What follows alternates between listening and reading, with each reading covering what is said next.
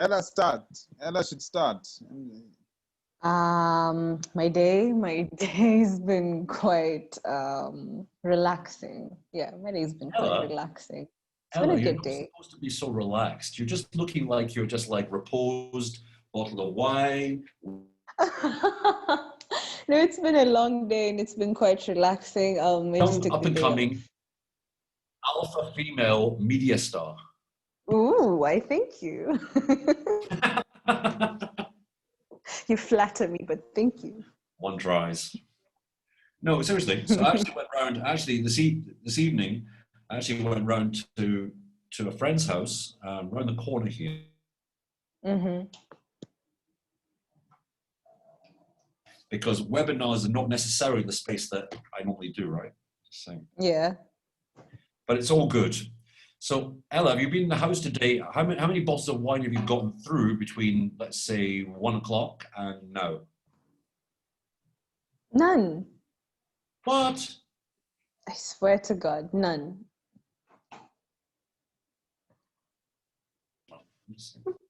You froze again. I froze again. Oh no. David. Yeah, but you're back. Julius. I'm thinking, yeah? We need to introduce Ella to STL, Stella herself, Stella Bogwa. Don't.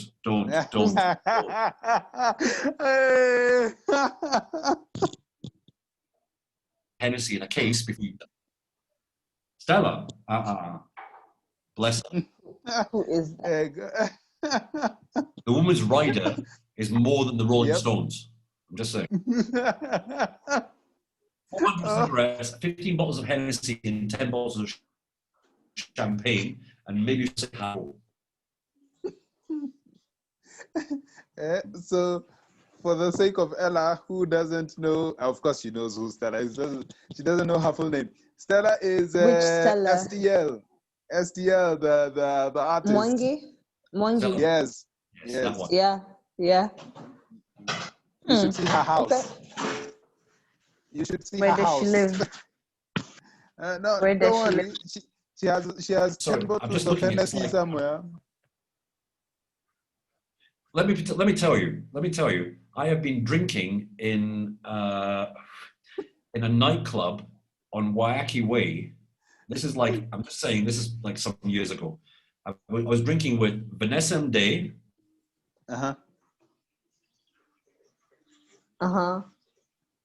Do that ever. You froze again. Sorry. Don't ever drink Stella, Vicky, and Vanessa Mdee. Don't ever do that. It's a bad idea. You'll be in hospital with alcohol poisoning. Terrible life decision. And then the wonderful Kwan Box joined us, and it...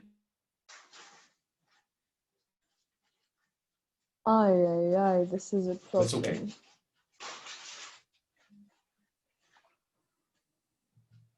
So what are we doing? So it's now 9:31, so 7:31.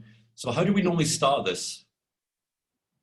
We wait for a couple more participants to join, and then we can get started.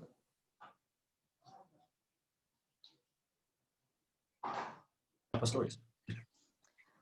I don't know if you can hear me well. You keep breaking off because I don't know, check your internet. Freezing. You're freezing, man. You're freezing. Am I freezing?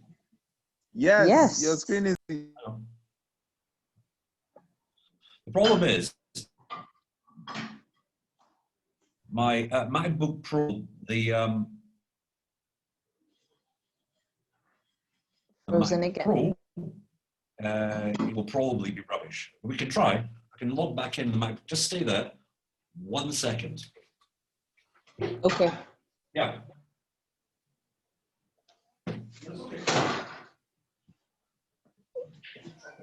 Ella. Yes. Ukienda kwa house ya Stella Mwangi.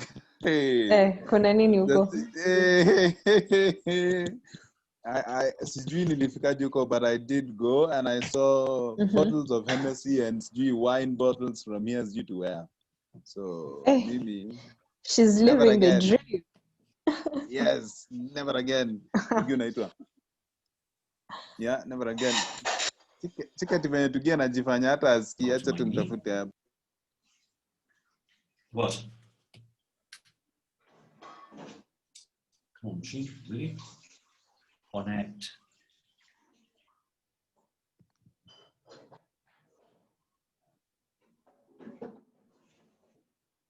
Join the meeting.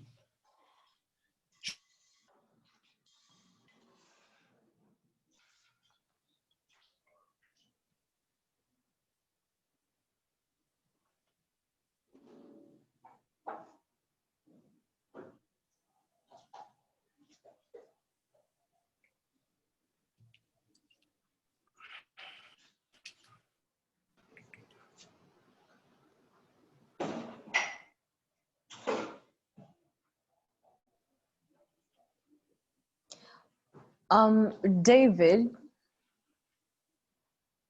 Hello. You were supposed to send me an email this morning, and I didn't receive any email from you. Do you want me to send it again? I can send it again. Oh, you sent it? I didn't receive it.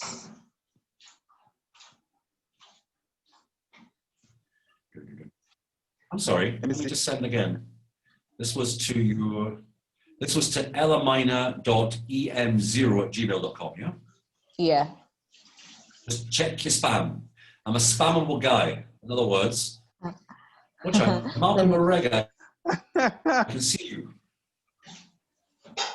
Yeah. All right. I can see a lot of people. I've just sent it to you again, okay? Okay, let me check. Yep. Spam. So as Ella checks, those of you who are joining us, welcome.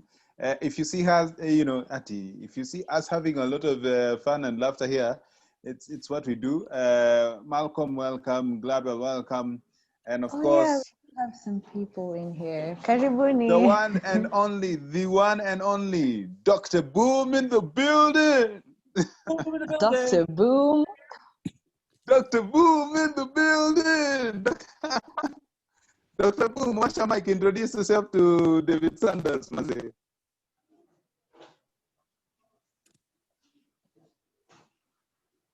He's not here. Talk to us, Dr. Boom. Oh, his mic is on now. He's here. Oh, good. Dr. Boom.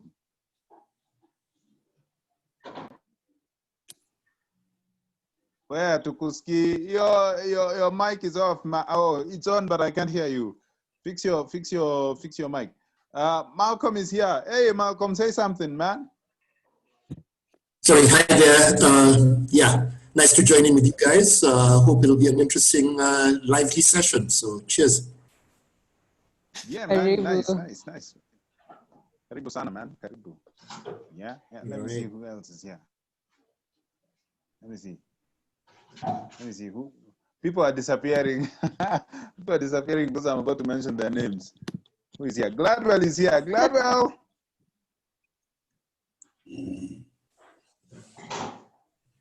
Yeah, even as we wait. I think Gladwell is trying to fix her mic. Is it her camera? But yeah, Dr. Boom, man. And Dr. Boom, there he is. Dr. Boom in the building.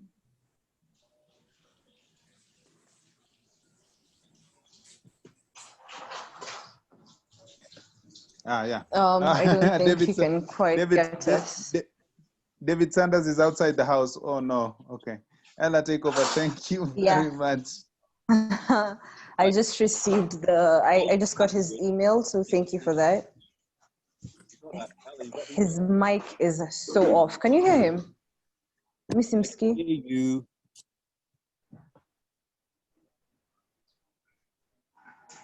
David, I have an idea, man.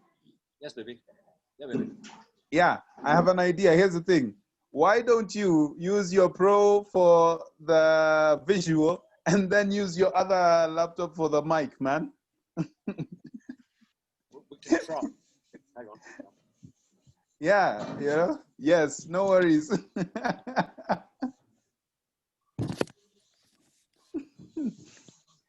Yeah, so you just switch off the. There we go. I'm so mobile. Don't worry. We got you, man. We got you. I got this. Are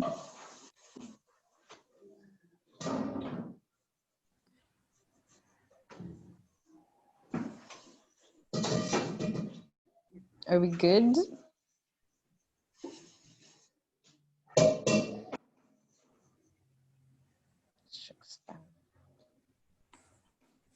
Hello?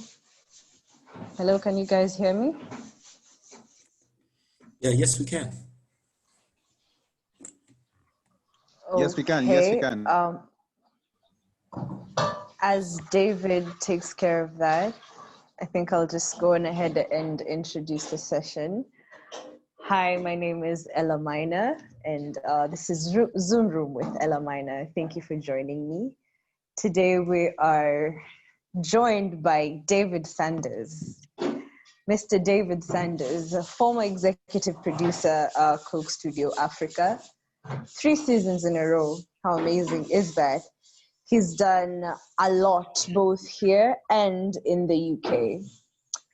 He was in charge.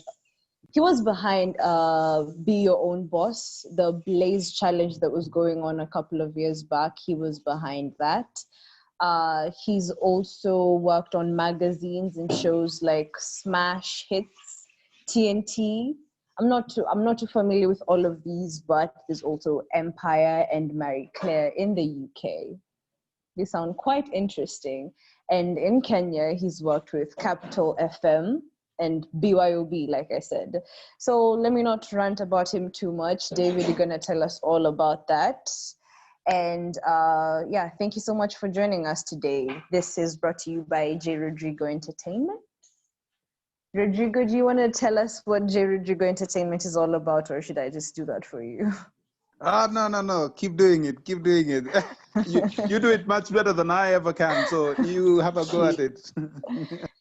So this is J.RODRIGUEZ Entertainment, which is a collective that seeks to mentor young talent and connect them with industry professionals like David Sanders. So Julius Rodrigo Mwaura, he's here with us today, and he's the founder of this collective. I don't think he wants to say anything, but I will let him at the end of the session, that is. So David, karibu sana, take it away. Your mic is off. Please switch on your mic, David. I'm good. Can you hear me clearly? Thank you.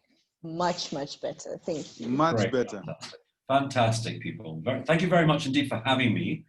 I'm normally a person that kind of tries to avoid the media, much as I work in the media space.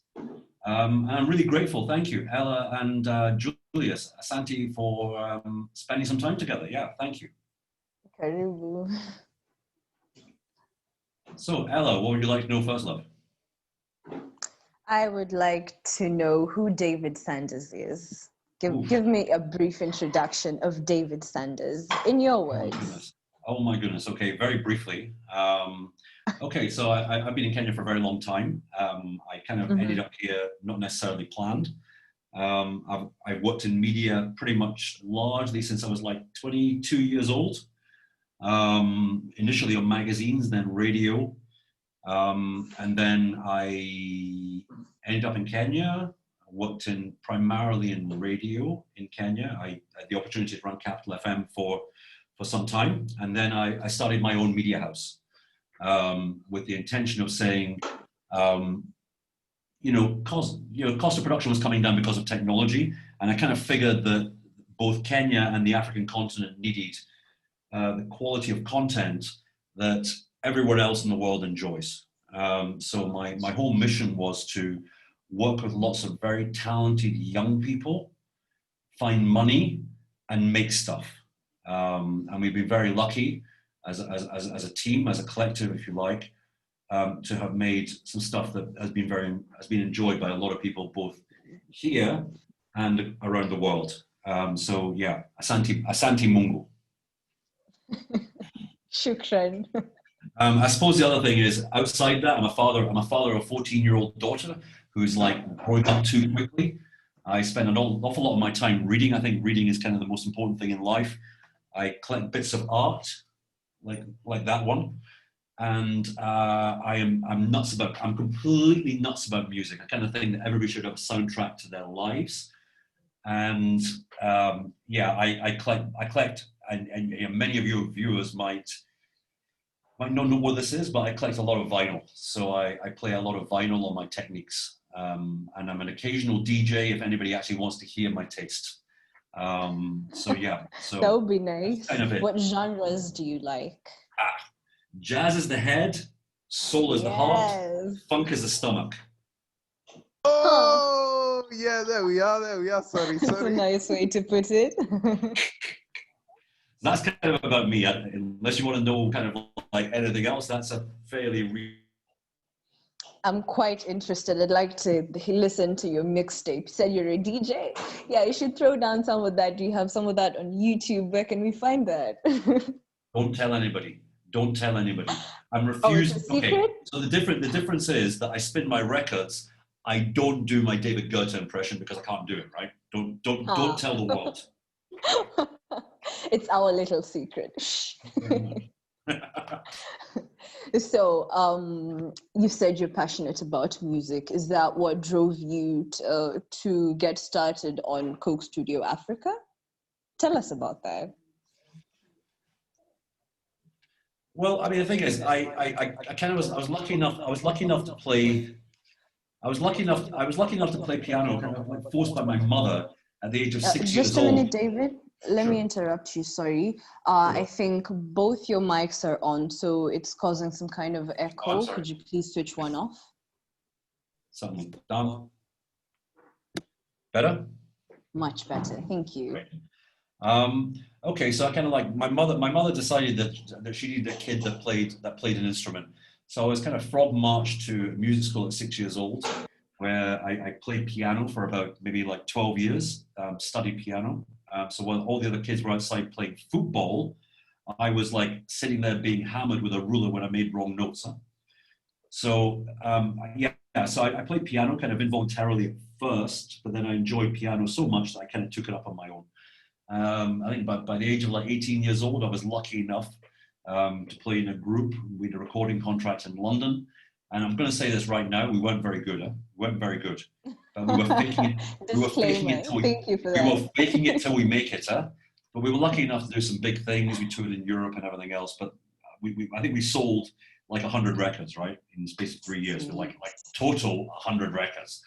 And then, but ever since the age of maybe like 12 years old, going to my local youth club, I started hearing like soul records.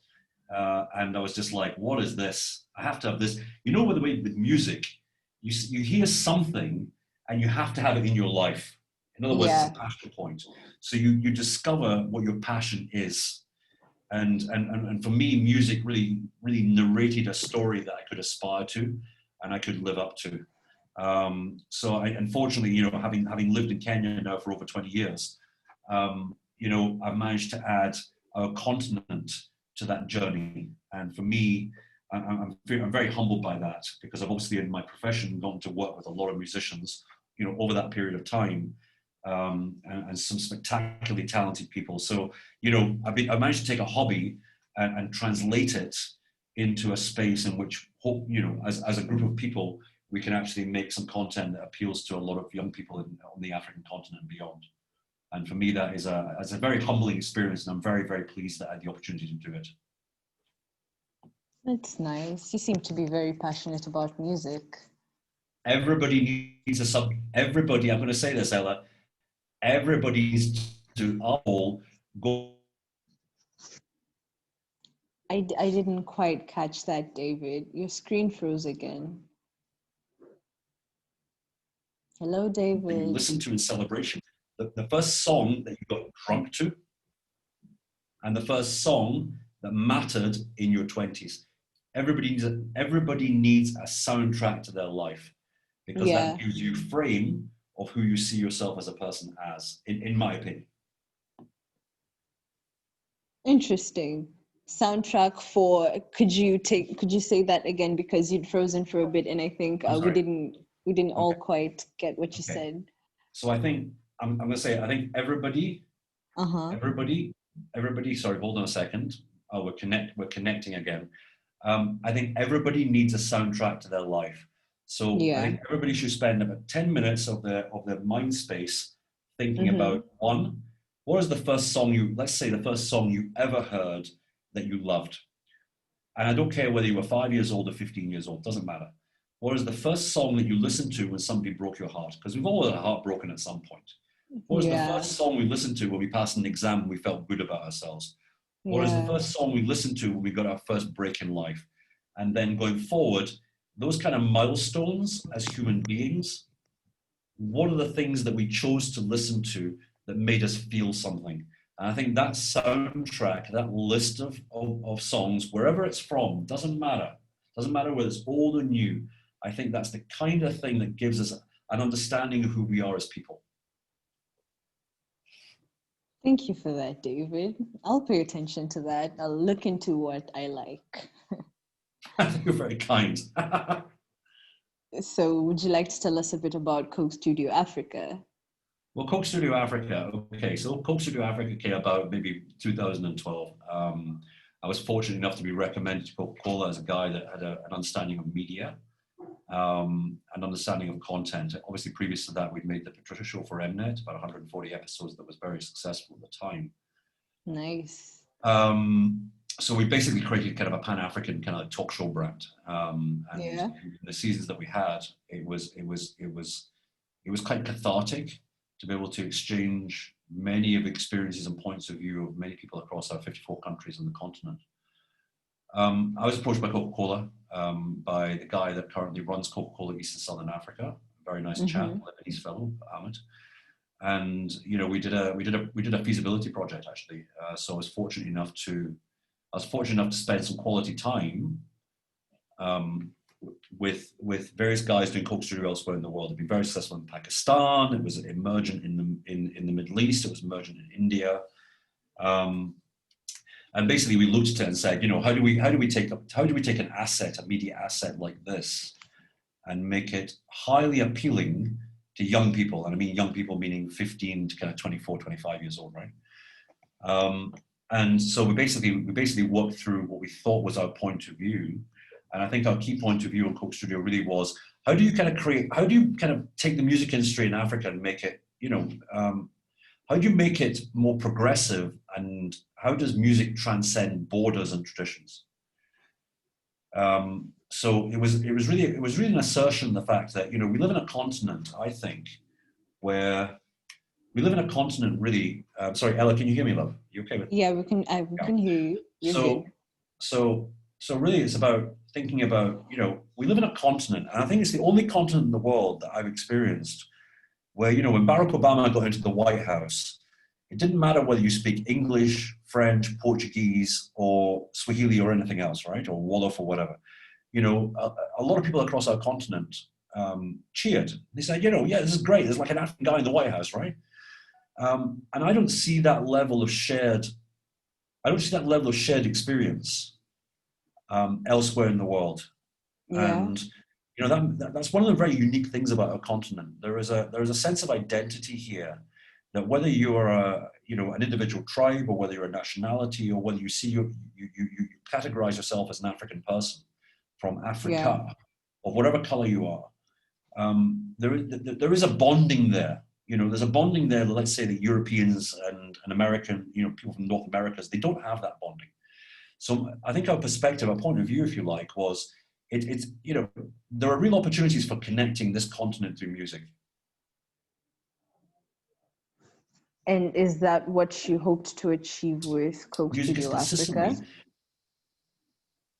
Hello? What we hope to do essentially, yeah, can you hear me?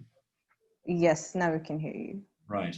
So essentially what we hope to achieve was, obviously I'm going to speak as the producer of content, right? Yeah. Obviously there's a commercial as a business case for Coca-Cola, which was really about, driving the connection between young people, particularly in Coca-Cola as a brand. But from my point of view as a producer, it was really how to achieve that by connecting musicians from across the continent.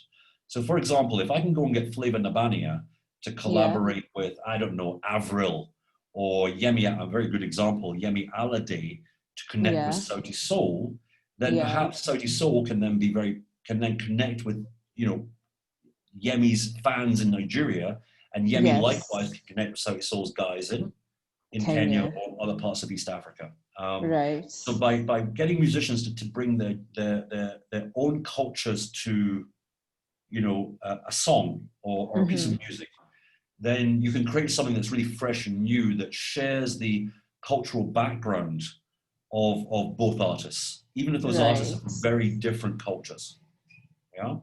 And then what you can do from that, of course, is that you can create something that's new and very fresh that young people spend time with and think, hey man, this is dope, or whatever terminology young guys use. But you can get to a place where people start connecting across our continent, because what I think on a continent of 1 billion people in 54 countries, I think there's a real opportunity for the sharing of African narration, African stories. And to get people to actually be able to share and relish the if you like, the journey of learning about the many thousands of cultures that exist in our continent. So really, I think my point of view for Coke Studio when we wrote it was about achieving that. So what you can say, for example, is a young person in Nairobi has a lot more in common than he or she thinks with a young person in Nigeria. Even if you're from different cultural backgrounds, even if you speak different languages, your challenges of how to make, you know, $1 a day, or your challenges of how to grow in life, there's a real opportunity through music to be able to communicate. And I think that's when music really has an emotional connection, but it has a very enriching connection to that part of a person that thinks of themselves as an African person. And what would you like to see in the future of African music? Well, I mean, I have a lot of conversations. I'm still having a lot of conversations with a lot of friends of mine, whether it's in South Africa or whether it's Ghana, whether it's Nigeria, or indeed whether it's Kampala. You know, I think in our continent we have 1 billion people, and think about that number for a minute. 1 billion people. That is 1/8 of the world's population. It's a lot. Yeah, it's 12.8% of the world's population live in our continent, and our continent still doesn't get the recognition at the high table globally. That we and I think, deserve. you know, media globally has a lot to do with that. It's very biased towards our continent. My emotional sense is that, you know, whether you, let's say, for example, you love Casper Nyovest, for example. So you've got a South African rapper. At the same time, you've got somebody like, I don't know, in Nigeria, Davido or whomever the current rapper guys are, what's Runtown or anybody else that's coming out of Lagos, right? I think there's real opportunity to people share people's talent and to actually pull together on our continent that we already share as people on the. David, hello. I say I've had this conversation with a lot. Can you hear me? Hello. Can you hear me? Hello? Yeah, you're back. You're back right now. So I've had this conversation with a lot of kind of music business people that are friends of mine in Nigeria, South Africa, and elsewhere. Of, you know, if for example Yemi Alade, who is currently, I think, if I'm not mistaken, the #1 most popular foreign female artist in this country.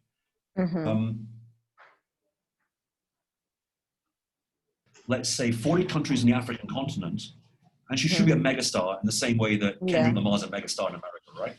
Yes. So she should be able to go and tour in Botswana or Zimbabwe or in Namibia or in South Africa or in Tanzania, and she should be able to sell out 5,000-seater shows, because you know what, she gets radio airplay in all of these countries, and she's seen as, if you like, the new generation. So take for example another example. If we look at some of the great francophone heroes, now whether that's, you know, Salif Keita, Lokua Kanza, some of the great guys that, you know, are playing a lot of kind of African-centric kind of folk music. Guys are appreciated globally. I think the new generation of African artists, the new generation of African talent needs to be appreciated in the same way. So we need to amplify our stars, and if the rest of the world won't listen, the reality is that we need to make them listen. Right. So that's in a manner that careers where music is not something that lasts for 3 years. It's something that lasts for 50 years because you're a talented artist who's a great songwriter, great deliverer, great lady or gent that does great live shows. So I think we need to, as a continent, we need to be knitting together the various talents from an individual country and support them by actually paying money for their music and paying money to go and see them. That makes sense to me. Yeah, that does make sense. Yeah, so it's up to us to try and push our music to where it's supposed to be. And can I just add something? Can I just add something to that as well? A very good friend of mine, a late friend of mine in the UK, who was like, you know, that horrible music to. You keep breaking off. Differentiate the rest of the world from America and Britain, right? I can't stand David? This chap told me. Yeah, can you hear me? Yeah, I can hear you, but you keep breaking off, so bits of what you're saying just goes disappears. Just let me know if I break off. I mean, I fundamentally believe, I mean, the Kenyan context, I fundamentally believe, you know, that we live in a country. The reality is that the whole nature of discovery of talent is the single biggest issue in the creative arts in this country, whether you're a poet, whether you're an actor or an actress, or whether you're a musician, or whether you're an author, or indeed whether you're a fine artist. And I think fundamentally we've got to, we can apply the same judgment criteria as we do to, let's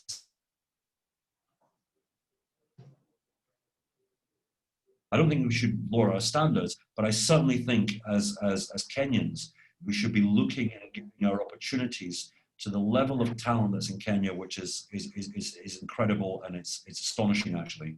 And we should be supporting that to grow our home market. We should be supporting our talent. Yes, we should. I totally agree with you on money on investing in our artists. And there's no question about that. Guys should be paying for music. Guys should be paying for merchandise. Guys should be spending money on various platforms, watching videos that earn the artists a little bit of money. And guys should be going to live shows. I think it's a real boost in this country, and we need to start recognizing. Yeah. Hello, can you hear me? Now, I wasn't too sure if you were still speaking, so I was waiting to. We need to invest in our art as Kenyans. That's a culture that we need to cultivate.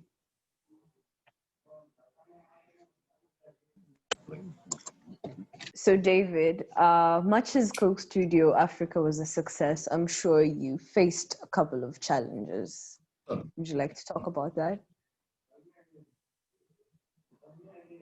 Yeah, I mean, I'm very, I'm really, I'm incredibly proud of what the team, and let's be clear about this. If you're a television producer, it's not you. It's not you, the producer, right? You might be the exec.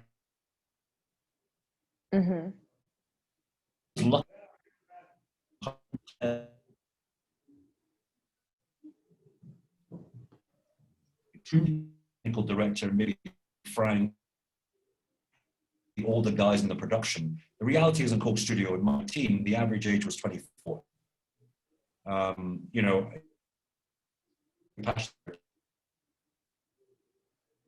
Work with that. David, we can barely hear anything you're saying. Or is it just me? Can you guys hear him? Rodrigo. Let me stop David, you're getting lost for I think you're freezing in the connectivity. It's okay. I'll try see if you can fix it. It's okay.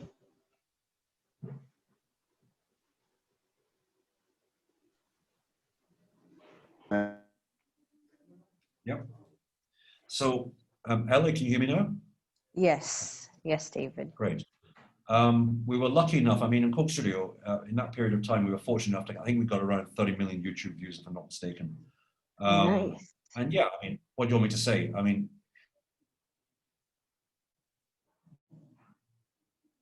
you're passionate about, and you're an extremely lucky and very, very gracious person.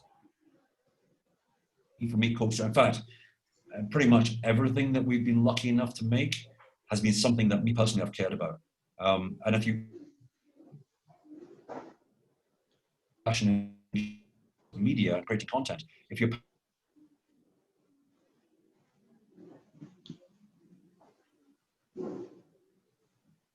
Hello.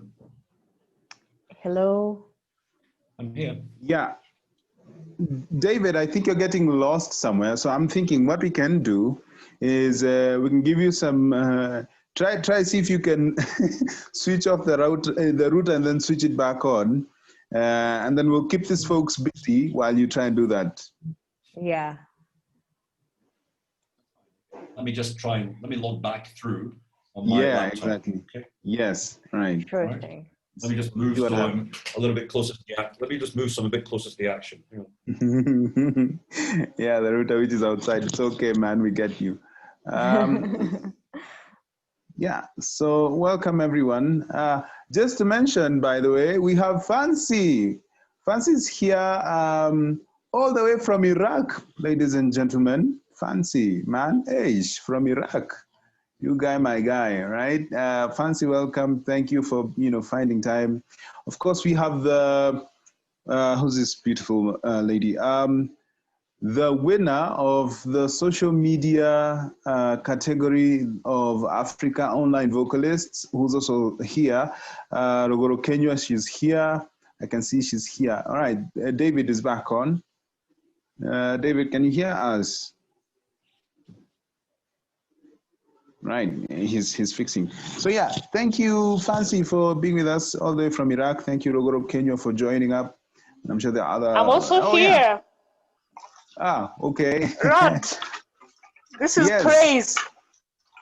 Hi, Praise. Oh yeah, Praise is here from Canada, ladies and gentlemen. Yeah. All the way from Canada, yeah. So have fun thank you so listening much. to Karibu Sana. Have fun listening to David Sanders. He's talking about his the things that he's been able to do with Coke Studio and things like that. So Karibu Sana, Karibu Sana. Okay, thank you. Right. Yeah, I saw Elizabeth raising her hand. I'm not sure if she's raising her hand. And nimeona amerudisha chini. We also have who's here? Oh yeah, Charlene is here as well. We also have Michelle Midigo, who's the current brand ambassador of J.RODRIGUEZ Entertainment, and of course we also have Tugizo, who's the band director of J.RODRIGUEZ Entertainment. I'm not sure if you can see him. Tugi, if you can hear us. Yeah. Ah, good. There he is. Right, there he is. Michelle Medigo, who's the current brand ambassador. I'm not sure if you can switch on your camera for us to see you. Hey, Michelle. Where is she? Can you see her? No. No, she's not on yet. Yeah, I think Still she's trying to no, she's gone. Me. Ah. Oh my god. Hi. Hello. Right. Hi, Michelle. Yeah. And of course, oh yeah, Fancy is here. Of course, Fancy is saying hello on the text board, or is it called the chatting board, whatever Ella calls it. Room. Whatever it is, yes. And of course, ladies and gentlemen, this show would not have been possible without the amazing, beautiful Ellah Maina herself, who's the host of the show today. And David is back on. He's connecting to audio. Ellah Maina is running the show. And we're back. Take it away. Thank you for that, Rodrigo. David, are we good now? Audio? I don't think you're connected to audio. Check your audio, please. Connected. Great.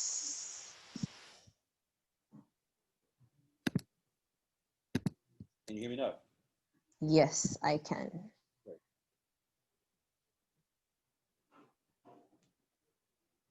Hello? Hello. He's waiting Yes, for you now to you're ask back. the question. Oh, you're waiting for me to ask a question. Oh yeah. So we've said sorry. So we've talked a lot about Coke Studio Africa. Next thing, BYOB, Be Your Own Boss. That was a really, really popular show. It did quite well. Don't you think? Say with this one, sorry? I want us to talk about Be Your Own Boss. Blaze? Yeah. That show was very popular. It did quite well. Mm-hmm. Let's talk about that. Where do you think about the entrepreneurship among the youth in Kenya? Where do you think we're at right now? Well, I think, it's very interesting. The whole nature of entrepreneurship, if you look at kind of like the age of our populations, not just in Kenya, across the African continent, obviously the majority of people are very young. Yeah. So you look at economically, every economic report from World Bank, OECD, everybody else, the future of our continent is really driven by young people. It's not driven by big corporate companies. It's not driven by, people my age, for example. It's really driven by young people doing their thing, And we do live, and I'm not convinced that, in Kenya, for example, 83% of people who work are self-employed, okay?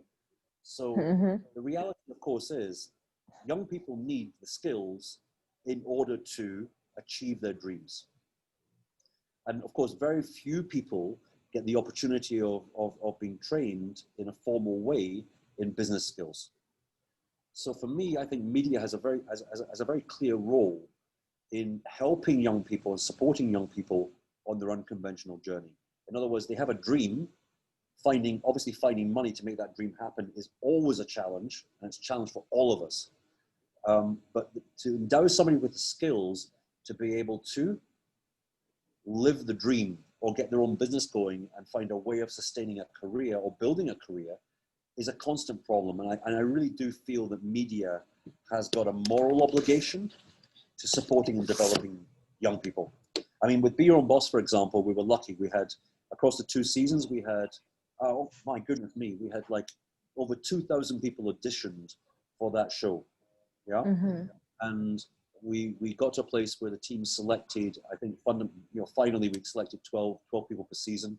And what we were very keen to do with the show is to build a format, to build a way of working where we could take young people, put them through challenges, and those challenges had to be real challenges. And this is why it's different from anything like The Apprentice or any other nonsense. But it had to deliver real challenges. So if I could show we as a team could show the wider viewing public the talent of those 12 people and show that they could really sort out problems in many examples, very big companies. If you go to KQ, if you go to Kenya Airways, Kenya Airways appears in the newspaper a lot, and sadly, not necessarily for the right reasons. But if a company's got a problem, why is it that you have to hire somebody who's 50 or 60 years old to sort the problem out? Can I get a 20-year-old to use his or her talents to sort the problem out using their skills, And can we show how young people need to be listened to in a manner that they're respected? So can you show the talent of those young people, and can you do that in a manner which provides real value to the companies that participated on the show? And that was really much, as a producer, as creator of format, that was really much our point of view. Can we show the value of young people in how young people can get access to major corporate companies and how young people can show their abilities? For me, that is a universal, because I think fundamentally, the world has become almost too ageist. And I'm not talking about Kenya in this way, but everywhere, the world does not necessarily listen to the passion and take the talent seriously of the youthful population in our part of the world. And I think that's a mistake, because I think young people are much less fearful of making decisions. And I think young people have certain innate talents where they can add real value. And I would really like to see a change, to our continental and to global environment, where we start listening to young people about young people's needs and their ability to provide solutions. And Be Your Own Boss is very much an example of seeking to do that through media. And how do young people acquire the skills to become their own bosses? Well, it's a real problem, because fundamentally, most education systems, again, this is a global issue. The reality is that if you need to go to university or to go to, do a postgraduate, or you need to go and qualify for a degree, you need to have a certain amount of money, know? And the reality, of course, is that, for example, here in our country, that's university or tertiary education is often only affordable by people who are town or uptown. People Yeah. who from the countryside, from the village, or from backgrounds that are not necessarily, people that are endowed with a great deal of wealth. A lot of those young people may have the talent, but they don't get access. And I think fundamentally, those young people need to find other routes. I mean, if you remember, for example, Ella, celebrated some years ago now. But remember when the whole of global media was talking about our great guy, Julius Diego, the guy that throws the javelin. Yes, our hero. Our hero, right? Our Yeah. little brother. Yeah. So, very interesting. Yes. There's a lot of people make a big deal about the fact that Julius could afford to go and take javelin lessons. Julius went and looked at YouTube to work out how to work out a technique to throw the javelin. Now, the reality, of course, is that for a lot of young people in business, if you like what some people in media call the hustle, the reality is that if they cannot afford to go to college to study business, those people need resources. There are great organizations like Washeki and Autonomy doing some great work in helping young people financially plan and empower themselves. But the reality is that young people need the resources, and media is a great space to do that because media can create content that helps lots of folk. So we need media to take a lead in supporting the education of our younger people in getting the skills they need to achieve what they want to achieve in terms of their business. And I don't think media does enough of that in this country. And I'm not sure that is central to Kenya. I think it's true around the world. But media needs to recognize that if you've got 60-70% of the population below the age of 30, and most of those people cannot afford to go to college or university, then media needs to supply them with, they need to be part of the solution in supplying them with the tools to give them the self-education they need to succeed in their own right. Wow, the media plays quite a big role in educating the young. Nice. I mean, where are you going to get the resources? If you can't afford a book, you can't afford to read a book of marketing, where are you going to get your knowledge? True. The way to do it is if you're on the mobile phone, one of these things, if you can watch videos of the basics of marketing, then you can apply that to your own experience. And I think media. And and it's a lot cheaper that way. Here are 5 things you need to know in marketing. Yeah. Then you put it on YouTube or you put it on a platform. Reality is that 20 million young people in Kenya can watch that and apply that for themselves. So while we're still talking about the media, what kind of content can the media create to help the young people acquire all these necessary skills? Certainly think, okay, well, obviously in the modern world, we've got the difference between what we call short format content. So that's like, let's say a lot of the publishers, whether that's Joy or Patricia or Calabash or whatever, Russia, all the people your age watch. I'm too old. I'm just saying, I'm too old to watch it, but I do watch it. 20s. But short format stuff, obviously, people, I like the idea, I'll be honest, I like the idea of peer-to-peer communication. I like the idea of young people talking to other young people and sharing their skills. I like the idea of people producing content, again, on a half-decent smartphone, people producing content, talks to other people in the language that other young people understand. And for me, that's really important. So I fundamentally think the media, the formal media, if you like, okay, you can do what's called long format, which would be like, let's say, 21 minutes or 42 minutes. You show there are huge numbers of genres out there, huge number of opportunities out there for people to create.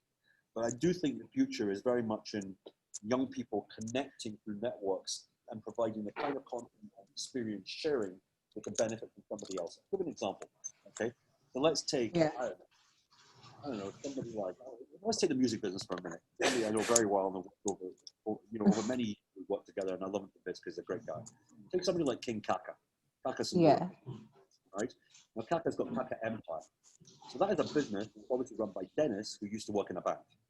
Okay, so Kaka brought a business guy in to help build the overall business while Kaka drove his creativity. Now, Kaka Empire has, I don't know, 20 T-Dash or 21. Kaka's now what, 29, 30? So somebody like Tata is credible and authentic as a voice to talk to young people about business. So obviously, if I'm a guy that's 20 years old and I don't have a lot of business experience, and I can talk to somebody who is like me, who has been very successful, and the first thing I want to know is, how did you do it? My brother, how did you do it? Please tell me how you got there, because I can learn lessons or I can get.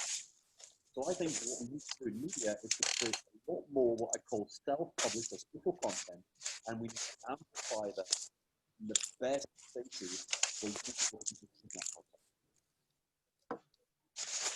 I think that fundamentally for me, with the advent and the growth of social media, the growth of new platforms, including one that we're working with right now, I think that becomes the solution. People like myself, it's to help young people to develop the, if you like, the narrative and the production and content values that sit in those videos to make them really good and really relevant to the audiences they talk to. You're very passionate about empowering the young people, and that's really nice. I'm lucky enough to live in a country with an awful lot of young guys. The only way that somebody middle-aged like me remains relevant is to be able to communicate and to share with the young experience people, and to learn from each other. Nice. You're doing a good job, so keep up. So you've worked with a lot of talent. How hard is it to manage talent? What kind of, tell us about that experience. What challenges have you faced? You know, let us in. I think talent's global. I mean, a lot of people's talent comes from one side of the brain.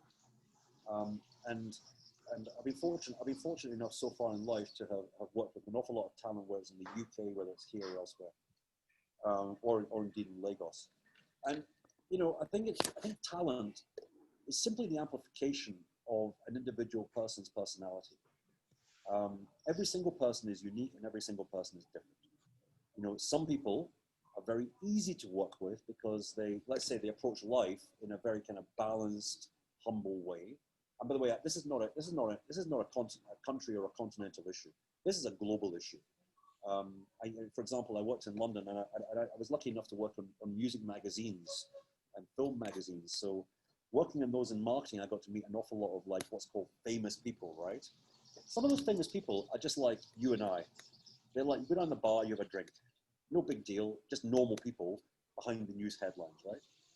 But you'll obviously find other folk who are a little bit more perhaps insecure about their talent, who need to be validated for the talent that they have. And somebody that's more insecure is a little bit more challenging to manage because they're a little bit more fragile in terms of their personality. I'll give you an example.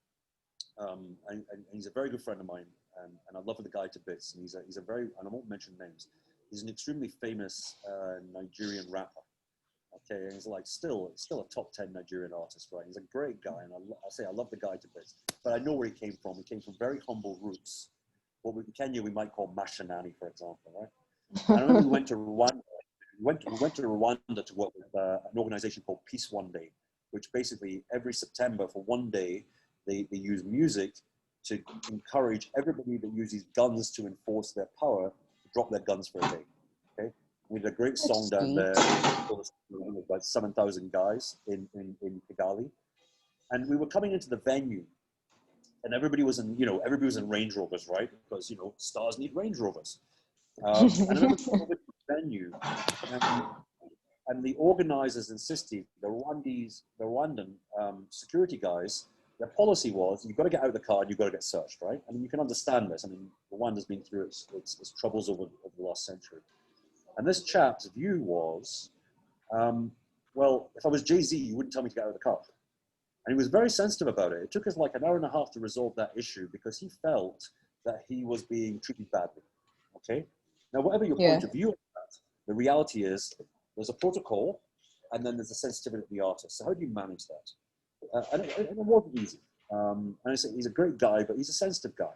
And that's just who he is. So if you appreciate his talent, I think the point about talent management is that you have to take every single person as you find them. So if you're working with talent, you're generally working with talent for a reason. Whether that's putting them on a TV show, whether it's putting on a concert with them. And I say we've been fortunate enough, I think you know, the last few years, we've brought the likes of Mos Def to Kenya. We've brought Talib Kweli. So both members of Black Star have been in Kenya. And again, both those gentlemen are like, see themselves as brothers. I mean, they both won Grammy Awards, et cetera, and they're very famous guys. But they're very different personalities. And both of them are absolute joy to work with. But to manage the expectations of both was very different. So I think talent management is about, if you're working with talent, it's all about listening. I've got to say, I don't do that very well, but you know, it's all about listening to somebody's needs. So if somebody is sensitive about something, you learn about somebody in the short period of time that you're lucky enough to work with them. And what you do is you as a person, you relate to them on a human level. Because we're all human at the end of the day. And behind somebody's achievements, using their brand, everybody's a human being. So it's about listening and understanding if there's an issue, what is the issue? How do I find a solution dealing with the problem? I'm lucky because I got my brother, Buddha Blaze. So I will often go to Blaze and say, Blaze, we need to talk to X, Y, Z. And that has happened where somebody's refused. And this happened maybe in 2013 with a Nigerian superstar. We were doing a gig and they refused to go on stage. And I'll be honest, I had no idea of how to resolve this problem. But my brother Blaze, as Batman and Robin, Blaze-O had a conversation and it was fine. So, but I think fundamentally, managing talent is about listening. It's about delivering on their expectation, not only of the contract, but it's about delivering on their expectation of the experience. Because, you know, superstars, it's not about simply paying them a fee. It's also about making sure that what they do for that fee is something they also enjoy. So you have to start with the ear, you have to start with respecting who they are and what they personally hope to get from an experience. If you can do all of those things, talent's reasonably easy to manage, I think. The problem is when we ignore talent, or we think because we're paying them money that we can do what we want. That's when you have problems. And, you know, it's hopefully something that we've not suffered from a great deal over the years. And do you work with just any talent that comes your way, or how do you go about choosing who to work with? Well, that's a good question. That's a very good question, actually. Thanks for the question, Ella. I think it depends on what you're doing. If you're doing, let's say, for example, in music, you can putting together a live event where you're expecting people to turn up and pay money and go and see somebody. Or you could be doing a TV show, whether it's Coke Studio, whether it's BYOB, or some other thing that we've done. I think with talent, you have to respect the fact that you expect them to do a job, all right? So it's all about, to me, it's all about two levels, yeah? It's about, what's commercially, okay? So, you know, for a very long time, I've wanted to bring, for example, somebody that's extremely busy and you cannot get access to his diary. I have been desperate to bring John Legend to Kenya. I'm going to say that, John, if you're watching this, in the unlikely event you are, call me, please. Yo, David, What? I just spoke to him. He's agreed to come.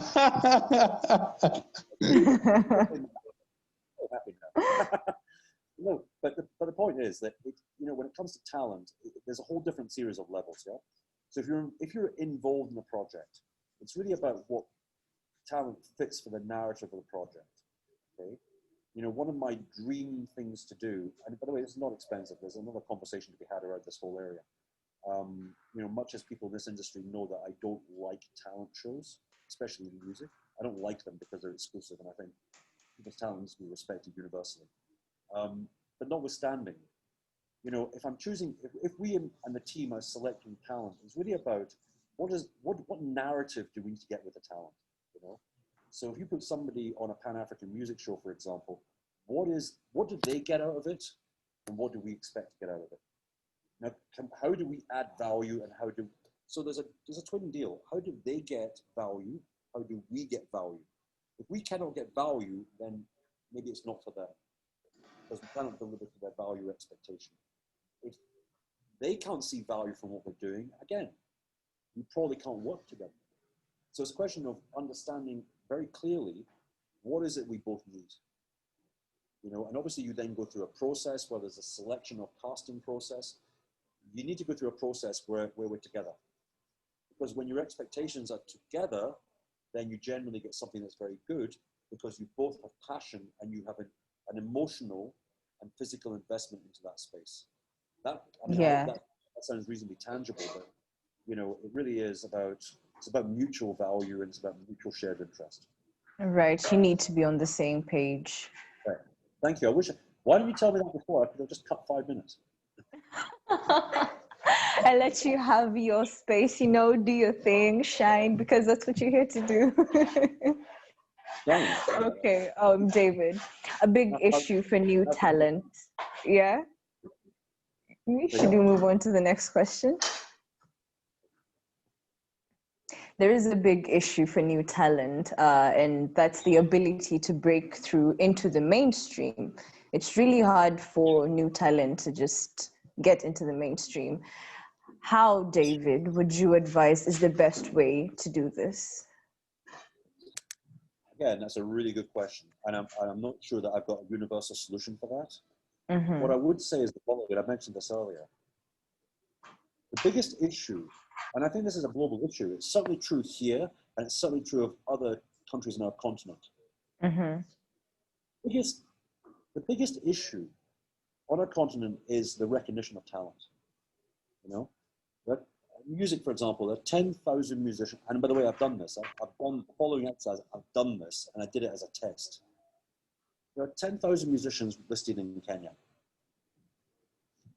I'm going to say to the audience, how many of those musicians can you write down? Can you write down their names?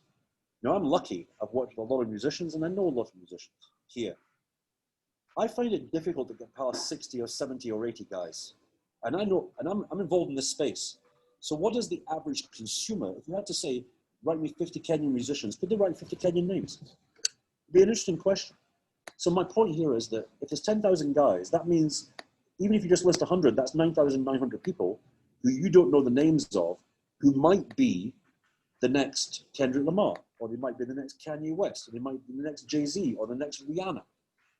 But if you don't break through, then that is a ruination or ignorance of somebody's talent. Yeah. Now, fundamentally, you know, and again, this is a global issue. Media is pyramidic, right? Media is pyramidic. You know, it costs money to start a radio station. It costs money to start a TV station. It costs money to start a newspaper. It does cost money to start, you know, let's say a content platform. But I think media has to recognize, in terms of, it's a two-way street. At one level, media has to recognize that talent goes beyond the number of YouTube views. So for example, and I know this for a fact, there are a number of radio stations in Kenya that will, in the analog days, they used to talk to certain DJs, whether that was Mad Tracks or somebody else, Styles or whoever, and they used to say, what are your top 10 Kenyan tunes this week? And they would choose their breakfast show playlist from the tunes of these three DJs. Yeah. In the digital world, what, you know, and I know a couple of music managers that do this. They will go to YouTube and look at the metrics of what are the most popular Kenyan songs this week. And they will pick those for a breakfast show. Now, I fundamentally believe that for, let's say, a radio station is a very good example. I fundamentally think that if you know your audience, that you should be anticipating what the audience want tomorrow. So in other words, you should be adopting the journey of somebody that is breaking out. I can't remember the phrase, Blaze uses it all the time. It's guys that are blowing up, you know? And I think media is, yeah, it's true, guys blowing up. You're already part of that story. Who are the 50 guys in September 2020 that are going to blow up in 2021? And can you get access to those people to be part of the journey of them becoming superstars? Because if you do that, then everybody will say, hey, this guy blew up on this radio station, or they blew up on this TV station. So media has got a responsibility to be more adventurous and respect and be more, if you like, discerning about the talent that's coming out. So guys should listen to new music, for example, and guys should listen and say, hey man, that's a great track. Hey man, that's like dope or sick or whatever anybody wants to call it. And they should be taking risks to play that and be part of that journey. At the same level, I'm going to say this, a new talent, musicians, emergent talent. You know, musicians need to play. Spend a lot of your life writing as many songs as possible. Play every day to refine your talent. Go and look at somebody like, I don't know, I'm an old guy, so let me talk about old guys. Go and be like John Coltrane. Play 12 hours a day on your instrument to get good at it. If you're a guy that raps, go and rap 10 hours a day to be the best possible guy that you can possibly be. Yeah? You need to play live. Go on, and you know, surprising number of people that don't play with bands, and I know it's expensive. Go and play and rehearse and build audience. Manage your YouTube. So a good example, Saudi Soul, for example, are probably the biggest band in this region, okay? And they're fantastic guys. And I've known them since they were in USIU. I was lucky enough to be the first guy to put them on TV maybe 12 years ago. And they're fantastic people. And they work really hard. They work properly hard to achieve what they've achieved, you know? But it's very interesting because Saudi Soul early doors, they took a very professional view of their career. So they hired, I'll give you a good example, somebody everybody knows, Aniko Awoko, for example. And Nixie managed their social media and managed their PR early doors, and they paid her to do that. So they were consistently taking a commercial approach at the same time as the boys were in the studio working, writing and perfecting songs. So people need to think of their business, their music business or their talent business as a career. And that's true whether you're a poet, a stand-up guy in comedy, whether you're a musician, whatever you are. You need to be thinking as a professional from day one. There is no democracy in creative arts. You may never be recognized. Vincent van Gogh, as a very famous artist, never made money in his lifetime, whereas Michelangelo did. He became a millionaire very early. So you have to do it for a lot of the art, but you have to work. And I don't care what anybody says, you have to work 9 to 5, drive and perfect your art and push, push, push. That is what you have to do as an artist.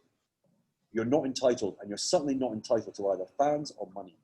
But you have to believe in yourself, and you have to work hard on developing yourself to the maximum level. Put in the hours and practice, because it does make perfect, or well, close to perfect. I mean, I'll give you an example. Think of my drummer on Coke Studio, right?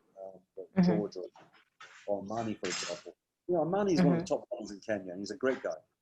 But Mani worked so hard. Mani was telling me, when he started playing drums in the church, in the band in the church, which is where a lot of musicians learn their art, learn in a church band on a Sunday. Right? Church, yeah.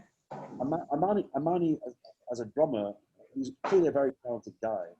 He would go to church 7 days a week, even if there's nobody there, just to use their drums and to perfect his art. Now that is commitment, and he's now benefiting from that by playing as a session drummer. He plays with an awful lot of people, both in Kenya and elsewhere. But he's a perfect example of somebody who has worked hard to achieve where he's gotten to today. And that would be my recommendation to any artist out there. You have to approach it with a very good heart, and you have to approach it as a passion. If you don't make money from it, then Polisana, there's no guarantees.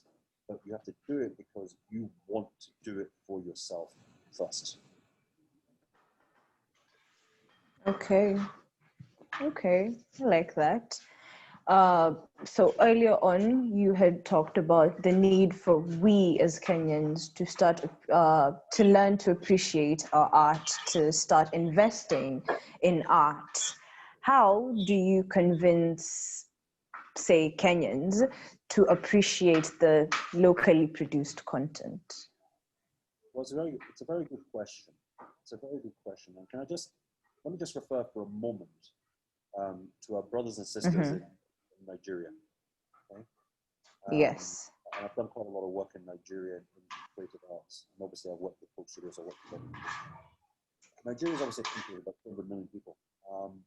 But you know, Nigeria's music, let's say the cultural depth is very strong. They have a lot of tribes, a lot of languages. It's a very varied country.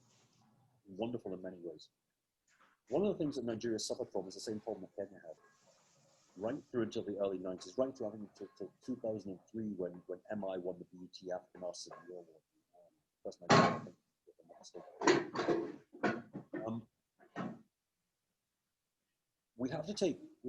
I think there's a multi-level approach. I think legislatively, one of the things that Nigeria did was they recognized the value of their local content. And what they did was that the government imposed a minimal level of local content on all local media channels, especially TV. So I think that currently is about 60%. And they take it seriously, yeah? I mean, if you're going to produce content for television in Nigeria, you have to send the content to a panel who check it to make sure it's 60% Nigeria, okay? And that forced a lot of media companies to start playing Nigerian music and it forced a lot of TV companies to start playing emergent Nollywood content. So at one level, you have to impose it. At another level, you have to sell value. So in other words, I really don't agree with the idea that you should listen to music just because you're Kenyan and it's local. Because you know what, if it's not good, if it's not good, it's not good. If you don't like it, right? You just don't. You just don't. What I would contend is that in Kenya, that we have such a varied level of talent and such a depth of talent that you need to spend time with finding what you do like. Because you will find something that's been made by somebody on any given day that you do like. So I think that fundamentally speaks to, it speaks to J.RODRIGUEZ's campaign recently for Play Kenyan Music. I don't think you should play Kenyan music on the breakfast show of a radio station that plays Western music just for the sake of, because I've got to play it because it's Kenyan. But I certainly think that we need to give the artists the ear in order to decide whether we like it or not. Does that make sense? So we have to give ourselves time as human beings, as Kenyans. We have to devote some time to giving our artists an opportunity. And when we find something we like, we should recommend it. And we should share it, whether it's on Facebook or IG or Twitter, whatever, right? So I think we should be supporting our people by giving ourselves the space to breathe and giving the music that we hear the space to breathe. I'm fortunate enough to know so many Kenyan artists that people don't know. And some of their work is extraordinary. And I'm like, how do we get this into mainstream media? Because if there's a population of 100 guys that like you now, there must be in 52 million people, there must be at least 20 guys who will feel the same way. Yeah. So I think our duty as consumers to the artists is that we spend some time discovering the range of artists. And it is down to us whether we like it or not. And you cannot prescribe taste. David, you must listen to this because it's Kenyan. I don't think that's fair. But there is such a varied level of music out there that you will find something you like. And you should devote time, and you should give that music the loyalty that you would give to your favorite artists from Europe, America, or Korea, or whatever the hell else. Okay, and we're always talking about content creation, but that takes time, preparation. It takes, you need money to create content. How would you advise is the best way to make money to create content if you don't have that ready money? That's an extremely pressing question. That's an extremely pressing, very challenging question. The dream of local content makers, including myself, I mean, primarily we've been long format. Yeah, we've made about 2,500 items over the years. But primarily, my passion has been in long format. In other words, creating formats that relay content on top in order to make primarily what's called, I guess, TV shows, but increasingly, obviously, things are previewed online first. You make a very good point, and there's an essential dilemma because people need money in order to make content. Now, I'm not saying content is necessarily expensive. There are some pieces of content that are extremely expensive. You go make a 45-minute music show or a drama in a big studio with 8 cameras, with 300 lights in the roof, with a very complex sound framework, then that's going to be expensive, right? But, and I know people are doing this. I mean, I'm talking to a number of people right now who are doing, if you like, what Jerry Seinfeld or James Corden is doing. But if I take my car outside, open the sunroof, and put 3 GoPros, and then put somebody in the front seat and interview somebody in the passenger seat, how much does that really cost? I mean, it's cheap format if you can get the format. If you can get the content, it's comparatively cheap format. So I would encourage people as content providers, the dream for all of us in this industry is what we call self-sufficient, self-funded content. So can I make, and by the way, in business, and this is true of all businesses, if you spend $1,000 and you get $999 back, I call that a hobby. Yeah, you're losing $1 every time you make something. That is a hobby. If you make $1,001 back, that is a business. You just made $1 back. Yes. So I think people. It's a smart way to go about it. And by the way, let's be clear. This thing. This is a very good example. Okay, there are smartphones coming out now with 24 megapixel resolution. And you can stick a very cheap multi-directional mic on the top of your phone, When you record stuff, there's a group of guys that publish online. I think they're from Nyeri, if I'm not mistaken. They're from Nyeri up to Kiambu. And what they do is they use online editing software, they film them through phones, and then you edit on the phone for free. Now they've got, I can't remember the guy's names, and they've got about 80,000 subscribers on a popular online platform right now. So some of their content is very raw, but it's very, very compelling content. So content doesn't have to be expensive. You know, obviously the difference between something that costs something that's 3 minutes and something that's 45 minutes is the same difference between shooting an 8-minute movie and a 90-minute feature. The economics are very different of that approach because time demands different format. Yeah? But it's very interesting. I would encourage content providers to say, well, what's your idea and how can you do it in a manner that you can afford to do it? You know, and if that means that you're filming a 3-minute piece, can I use the following example? I had a conversation with somebody about this today. I'm going to say this, Kenyans, anybody watching this, if I go to YouTube right now, okay, if I go to YouTube right now, you'd see my dog at the beginning of this discussion. If I film my dog falling off my sofa and I'm in America and I put that on YouTube, I'm getting 6 million views. Go and check it, you'll find it's true. Cat falls off a TV, 6 million views. We have not yet seen a Kenyan we've not seen a Kenyan producer make cat falling off TV. Now that costs nothing and you get 6 million views. Now the CPMs, the amount of money that you get paid per 1,000 views on YouTube, you're probably making enough money to go and do something a little bit more expensive and investment wise. Okay? I'm not suggesting everybody goes out and films cats falling off TVs, but it's an example. You can make content if you spend time with content and work out, you know, what is popular? You know, what is popular? What's going to get me an audience, a particular audience that's going to spend time with my content? Yeah? And I think people need to think, and I keep saying this, if you're going to make content, the best way to learn about content, and let's be clear, my degree is not in content. I don't have any media qualifications whatsoever. I've got some marketing qualifications, but I don't have any media qualifications. I learn media by doing media. You want to learn to make online content, short form content that's compelling, do yourself a favor, go and watch a lot of online content from around the world. You want to learn how to make TV shows, and let's say it's a particular genre, where I don't know, reality or drama or game formats, whatever the hell it is. Go and spend time watching formats, and then work out how do those work? Why do those work? Why does American Idol actually work? I know TV producers, including in Kenya, certainly in the UK, I know TV producers that don't like watching TV.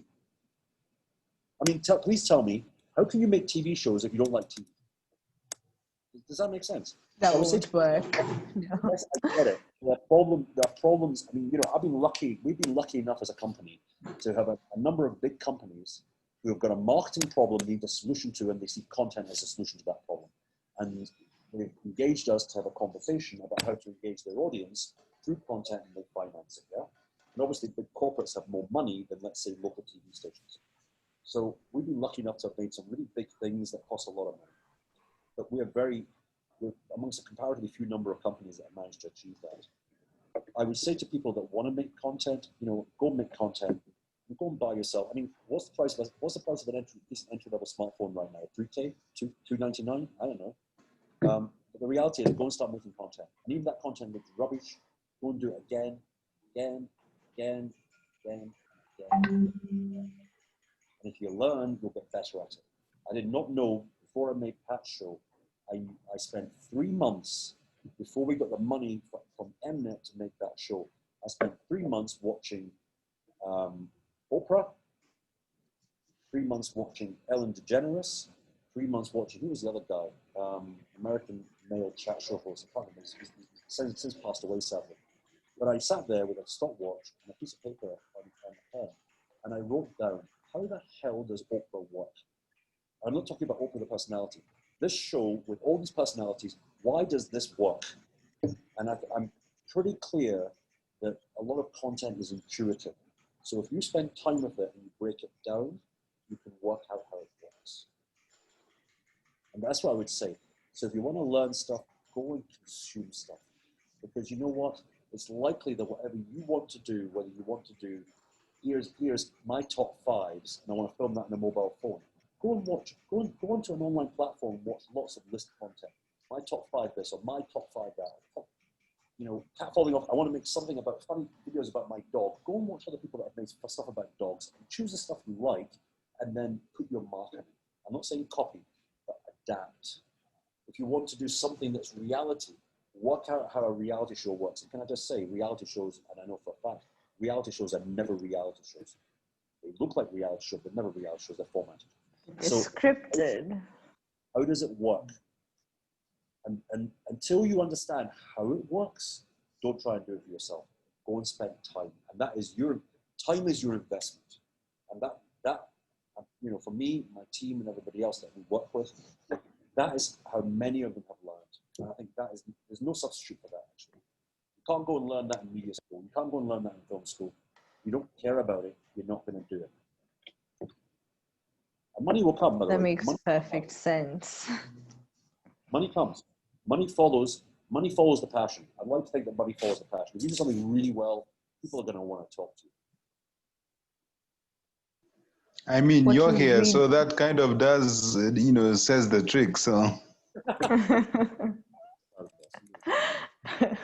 Yeah, thank heavens for YouTube. Let me just say that I appreciate the participation. Guys are quite active in the chat room over here. Let's take this question from Derry. Derry would like to know how you juggle between what your audience wants to see and what the media regulatory authorities want your target audience to be shown. How do you do that? So I do think, actually, so let me broaden that question further. Yeah. There should be, in the utopia of the perfect world, there should be a clear, common set of values about what everybody wants. Yeah? So let's say, for example, a major company funds something because they've got a marketing problem that involves connecting with the consumer. That might be improving brand health, it might be selling something, whatever. And you want a solution through content. So what content is essentially doing is bringing the audience to the brand, as opposed to advertising, which is kind of pushing the brand to the audience. So, of course, if you think about it, if somebody makes the content on behalf of a company for an audience, or for example, the regulatory authorities, everybody should be aligned. I'm using a corporate term. So in other words, the company wants to talk to lots of people, but lots of people are already going to consume the content if the content relates to, and they find there's an emotional connection with the content, right? So what the company funding it and the audience want and what the media wants is the same thing. They want people to spend with content. And that should be true of the regulatory authorities. In terms of regulation, I mean, Kenya last year produced its first, really, I think its first, CAK produced its first detailed guidelines of what is consumable in Kenya and the limitations of what is consumable, yeah? So, you know, dealing with sexual violence or dealing with children or dealing with, you know, hate speech or whatever. And there's a big, long 137-page document that I regularly refer to. I don't think there is an issue with the regulatory authorities in the sense that, you know, if you make content and you're a producer, you're either publishing, self-publishing largely online, or you're publishing and working in partnership with the guys funding it and the media company. Sometimes they're the same, commissioned by a major TV station or whatever. But I think fundamentally, there shouldn't be a juggling, because the aims and the objectives of the content should be aligned or should be in agreement with what we'd expect from the regulatory authorities. I mean, I say that having watched a video last week of five scantily clad women being, you know, wearing nuns' outfits that caused outrage on social media. And the regulatory authorities were very unhappy about that, as well as many people. I think that's schlock content is a rarity here. What we generally want to do is we want to enrich and entertain. And I think that, I've not had a problem with regulation in that manner. Derry, I hope your question was answered. I hope that question was answered. I think it did. I think it was. Okay. So we've basically already gotten into the Q&A session. And guys, if you have any questions for David, please just type them in the chat room here and I'll read them out to him. Yeah. Oh, Derry says that you've answered his question. He's satisfied. So thank you, David. You're welcome. I'm going to ask you one last question and then I'm going to call it a wrap. So guys, we're going to be taking your questions. So just feel free to type them in the chat room and then I'll read them out to David later. So last question from me. My own questions, I'm just asking. Okay. You've made almost 300 hours of TV from Kenya and loads of digital stuff. What is your advice to both budding producers and content makers, especially here in Kenya? It's passion. You get better at doing something. You get better at doing something by doing it. I said before, you know, the reality is if you haven't got access to, I don't know, a cheap DSLR camera and lights and lapel mics and gun mics, the reality is you kind of start with this. Okay. People are making, I mean, you know, I saw a stat the other week about the number of Kenyans making, you know, 2-minute pieces for Instagram television, for example. And the numbers are growing massively because people can simply film on their phone. So I think as a content producer, I go back to the same thing. You have to spend time with the content that's already been made. You have to spend time learning your art, you know, and you have to spend time collaborating and working with people who are equally as passionate as yourself. As I say, from my point of view, as an exec producer, I might go and get the business, but it's, you know, making content is a team sport, right? Making content is a team sport. If you go and look at somebody like Logan Paul in America, for example, one of the top, I guess Logan Paul's up there with as being a top, you know, online publisher in the States. Logan Paul, I think on his channel right now is subscribed to about 12.8 million guys. You know, Logan Paul has 100 people in his production team, okay? He's 100 people producing content that looks like it's shot on a mobile phone. So you surround yourself with people who are passionate and have skills, and that you build those skills, that group of skills around you, so that everybody makes the best content you can. And by the way, 5 brains are better than 1. I don't care how talented you think you are. You put 4 other talented people in the room, what you come out with as a group is going to be better than the individual. I would also say to people as well, by the way, when it comes to making content, and again, the capital of pop culture countrywide, pop culture worldwide, is basically driven by Black American people, right? African American people, people of color, okay? You know, Rihanna, whether it's Jay-Z, Kanye, whoever the hell else. Beyonce with her new movie, absolutely right. But think about pop culture for a minute. E! Entertainment as a channel, which obviously has the Kardashians, started as a YouTube channel. TMZ, and a friend of mine was one of the founders of TMZ. TMZ started as a YouTube channel. World Star Hip Hop started as a YouTube channel. So because we're here, it's democratic. Because we're here does not mean to say we've got any less opportunity than people out there. But it's about using what you think. How do I connect with an audience, and what do I need to make that connects with an audience? For me, that is a big issue about consistency, and it's a big issue about seeing the path or seeing the dream. In other words, I want to get there. I want to get there. How do I get there? So you define where your vision is, and then you walk it back and you break it down. You can never climb a 20 foot, you can never climb a 50-foot wall in one step. You have to work your way up that wall. So I think the fundamentals become, how do I get there in small steps? Start by making 1 piece of content. Start by making a 2nd piece of content. Start by making a 3rd piece of content. I mean, I spent thousands of hours of my life at 3 o'clock in the morning in an edit suite with editors, very talented people, watching the same thing 20 times. And trust me, guys, after 20 times of looking at the same 5-minute piece of footage, you know, you become kind of like blind to it. It's like snow blindness. But the reality is that if you put your back into it, you're passionate about it, you're passionate enough to get it right, to the satisfaction of you as a person, as a producer. So the advice to young producers is surround yourself with the best people, never forget your passion, and also remember that money, you know, profit, if you like, in a company, is only ever an output. It is never a reason for doing. If you think money is the most important thing, you know what, go and work for a bank. Because we're not playing with money, we're playing with creativity. Creativity, in many respects, I think is priceless. So do those steps and keep it moving, keep it moving, keep it moving. Make, and you'll get better and better and better and better and better. And I think that is, you know, there are many people around the world who are extremely successful that will say the same thing when they started. And I know a number of people in that space elsewhere in the world, and they would say the same thing. You've just got to start. When you start and you repeat, you start and you repeat, you make a mistake, you say, okay, I'll do it differently next time. But, you know, it doesn't cost a lot of money these days. If you've got a smartphone, you just start with this. Then you have an incredible opportunity just to continue to film and delete, film and delete, film and delete, film and delete.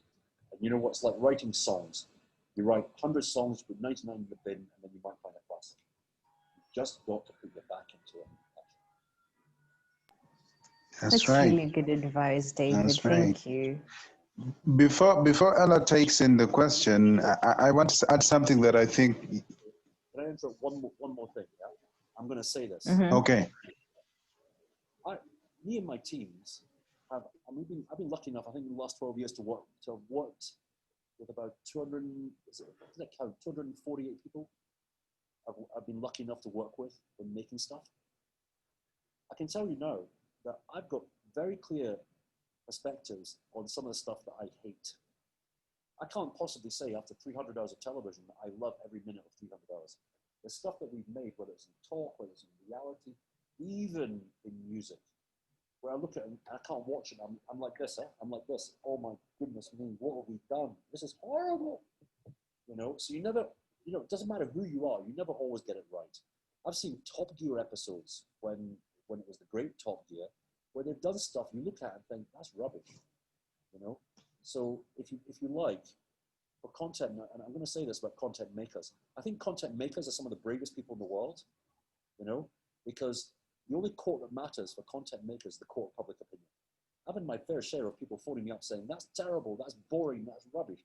And you know, sometimes I agree with them. But at the end of the day, you put it out, you put it out. Some, you know, for every piece of thinking, for everything that you hate, there'll be hopefully a balance of some stuff that you really love and you're really proud of. And that balance becomes part of your legacy. Nobody can take that away from you. There's certain things that we've been lucky enough to do as a team that you look at and think, oh my goodness, that's just absolutely brilliant. And you're proud of it forever. And, you know, if you're lucky enough to make content, you can have those moments, then you're a very lucky person in this life, I think.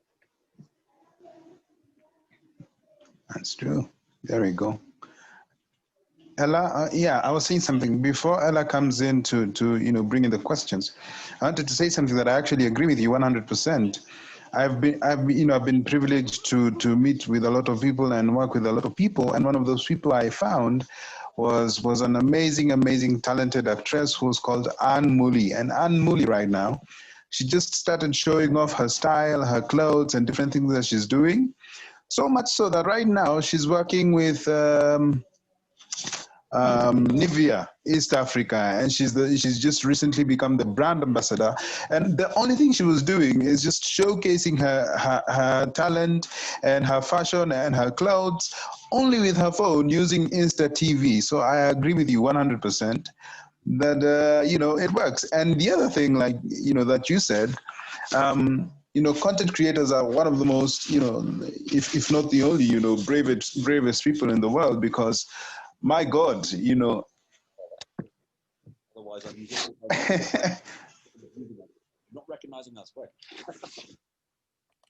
Yeah, because you know, raising content and trying to create content that people will enjoy and subscribe to. I remember when I came to your office when we first met, this was the discussion on the table, and you know, we were all about, so how do we create content that not just only makes sense, but it's something that is lasting and it's something that is there, and we don't have to use a load of money just so that we can get the content going.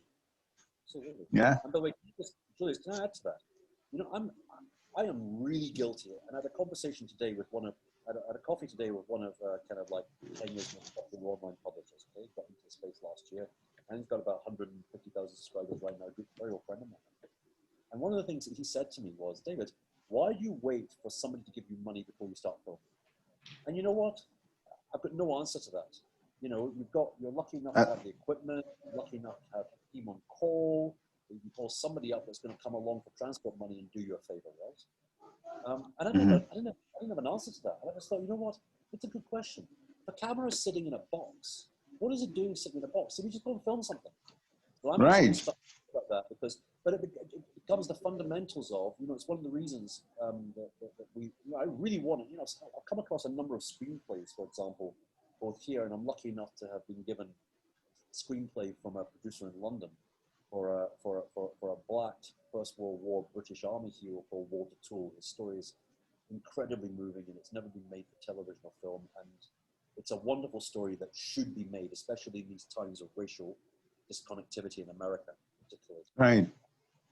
And one of the reasons we've never made a movie is, and I've got a lot of filmmaker friends, one of the reasons we've never made a movie is because at the moment, I can't understand if we don't spend a lot of money making a movie of 90 minutes, how do we get our money back? Because we're not a charity.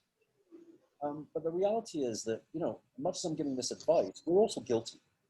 Tomorrow, for example, is Saturday. We can go and film 10 pieces of content tomorrow.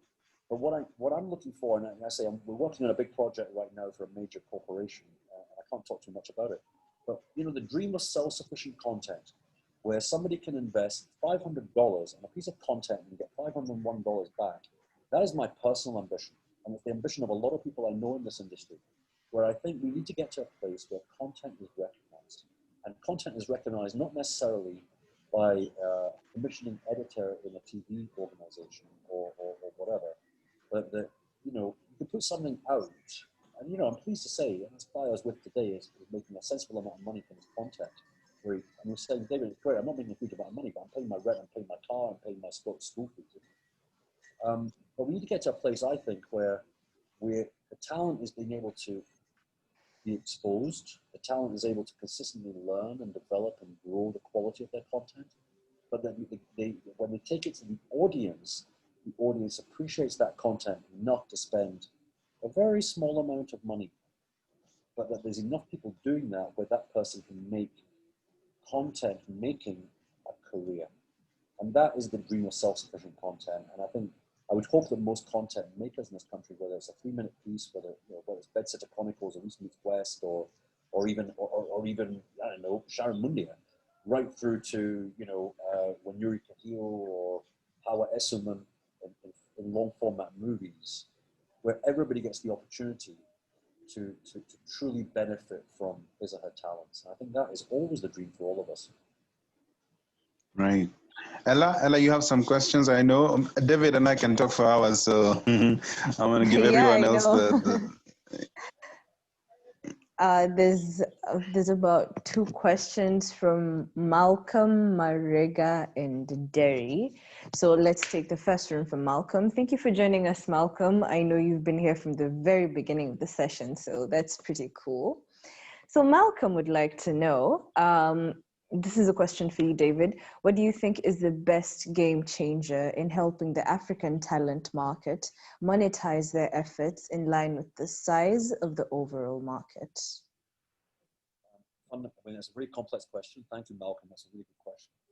I'm not sure that it's not easy to necessarily answer that question.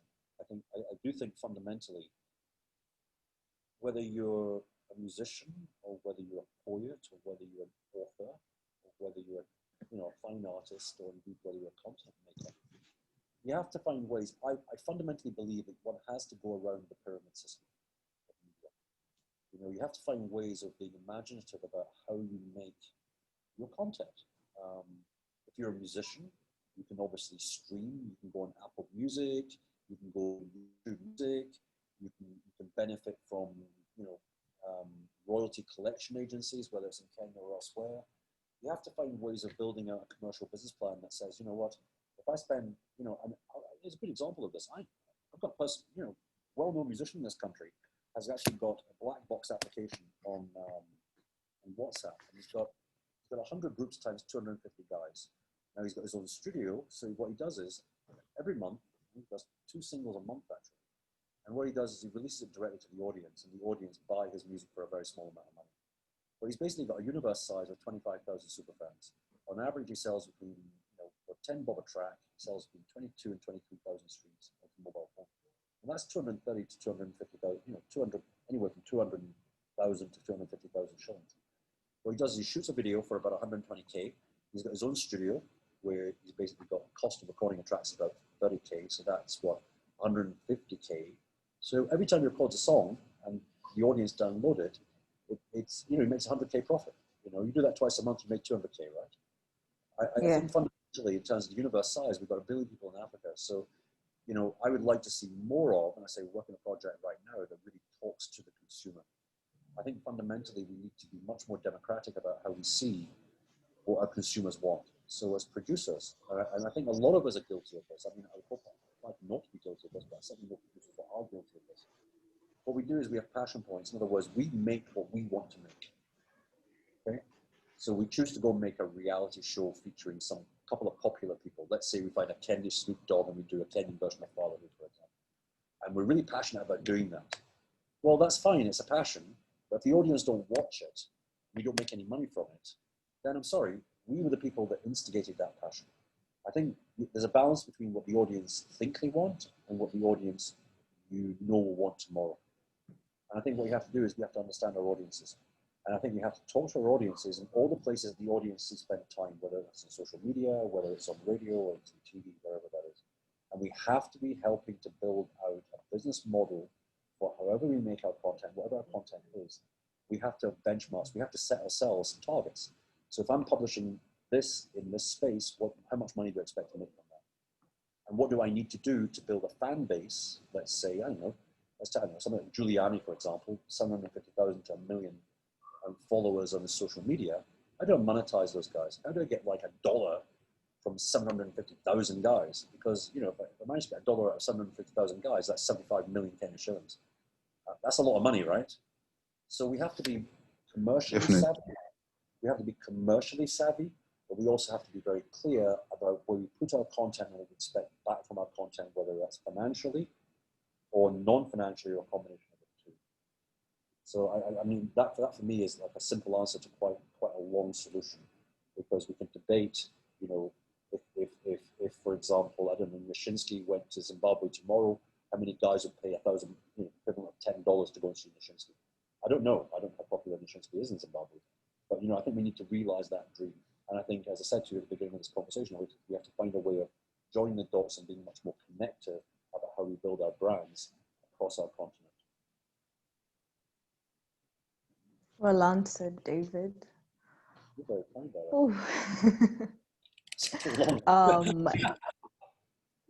We have a really, really good question from Derry here. Two questions, actually. I'll read out the first one. What do you consider as good talent and worth working with? And the second one, which is something I've been very curious about myself, is how would you recommend handling cyberbullying for new content creators? Because that's quite a menace with content creators here in Kenya. How do you handle that? So please repeat the first question again, please. The one about talent? First question was, what do you consider as good talent and worth working with? The word good and is worth working with. The word good is extremely subjective. You know, the music that I like, you go and ask my 14-year-old daughter, she'll say, unless it's Stormzy or Dead or some other grime artist, she'll think Daddy's music is incredibly old. Yeah, she thinks John Coltrane is boring, but he's probably the greatest jazz player that ever existed, right? Miles Davis maybe as well. Yeah. So it is quite subjective. Choosing artists who to work with, that's a really hard one actually. Because you know what? Okay, let me just say this. Okay, let me bring that back to my team for a moment. Okay, and I've been lucky enough to work with, like, I think the youngest person I've ever worked with is 17 years old on a paid contract. Okay, we've had 16-year-old interns before on productions, and I think it's important to do that. I would always say this. I would always take passion ahead of qualification. You know, somebody walks into the office. I mean, a fantastic assistant director that we had in Coke Studio, for example, is a young lady who was, at the time, she was taking a summer holiday from an economics degree, but her passion and talent was phenomenal. I would much rather take somebody who's passionate about learning and delivering than somebody with pieces of paper. Does that make sense? So I would say about talent, good talent is always subjective. Well, certainly what we would always look for, whatever that talent is, in whichever space that talent is, it's about passion for a person with a vision. If I meet somebody that's clear-sighted, I want to achieve this, and I'm passionate about getting there. You know what? You may not be the best rapper in the world. You may not be the best guitarist in the world, but you know what? I'm happy to work with you because you yourself have a passion. And there's plenty of examples, including in Kenyan media, of radio presenters I know who are not the most talented radio presenters. And I'm not going to mention a name, but there's one that's extremely prominent who has not got the best radio voice in the world, but her work ethic over the last 20 years is extraordinary. And I would much rather work with that person than somebody who has got more natural talent but doesn't really work hard enough in their talent. So I think it's about passion and work ethic and choosing who to work with. I'd much rather work with somebody who wants to put the effort into maximizing his or her talent than I would somebody that I may on the face of it have a subjective opinion of, oh my goodness, that person's voice is amazing. But that person wants to sit at home and for me to bembeleza them. That's not going to happen. So right. So you need passion and work ethic. In terms of cyberbullying, and you know, again, it's really hard. And you know, but trust me, I've had my fair share, and including in the recent history of blowback in terms of reputation. You know, not everybody. I'm going to say this. Not everybody. You can't please all the people all the time. You know, there are going to be people. There are people who wrote to me on Pat's show. For every 10 people that wrote going, oh my goodness, this woman's amazing, what a talk show host, I would get a number of emails saying, this show is so boring. Well, you know, reality check is, if you don't like it, don't watch it. You don't like it. It's not meant for you. Turn the channel, you know? If you want to abuse somebody, that is so unnecessary. There's a phrase that a friend of mine who's an artist in London said to me, when somebody really badly criticized his work, and this is way back in the early 1990s, the artist turned around and said, you know what, I've got a dream. You don't have a dream. My dream is my dream. If you don't have a dream, then I've got a lot more value than you have, because that's my dream. You know, when it comes to cyberbullying, I think you always have to be the bigger person. Not everybody will like what you do. But if you like what you do, then that's the number one level of importance. And I'm afraid you have to learn to develop a thick skin. Where somebody abuses what you do or they don't like what you do, you know what? Mm-hmm. It's small. You have to be the bigger person and you have to develop the ability to criticize. Even if that criticism is negative and there's no positivity, you kind of have to rise above it if you're a content maker. And you have to accept the fact that some people are going to abuse you, they're going to swear about you, they're going to badmouth you to every single person they've ever met on their mobile phone. At the end of the day, if you do what you do and you believe in what you do, none of those people matter. I think in terms of, for example, kids in cyberbullying, that's terrible and there has to be absolutely, and Kenya has this legislation that you can report cyberbullying to the pertinent authorities and people can get prosecuted for that stuff these days. And rightly so, especially if they're minors, because kids are as you know, are extremely sensitive. But in terms of cyberbullying of the stuff that you do or stuff that you make, you have to ride the storm and you have to rise above it. So you have to accept the fact that for every person that turns around and says, my goodness, you're amazing, you have to accept the fact there's going to be somebody out there that actually hates you. But you have to recognize it for what it is. And it's probably envy. It's probably somebody trying to get a headline. Somebody's trying to make noise. But at the end of the day, you're the person that does what you do and you're proud of what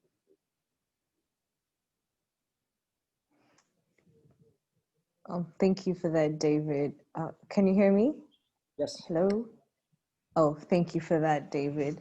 Let me just say that I truly appreciate the activity that's going on in the chat room right now. There's an interesting discussion about VPNs. This is from Dr. Boom in Derry and Malcolm in David's other account. So I truly appreciate that. Let me fill you in, David.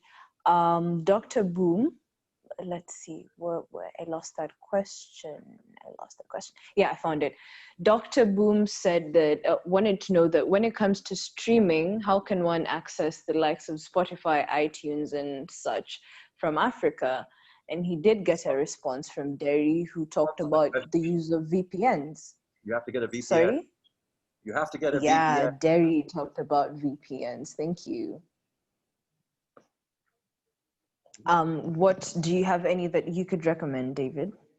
Well, VPN. I generally, I don't even think I mean, okay.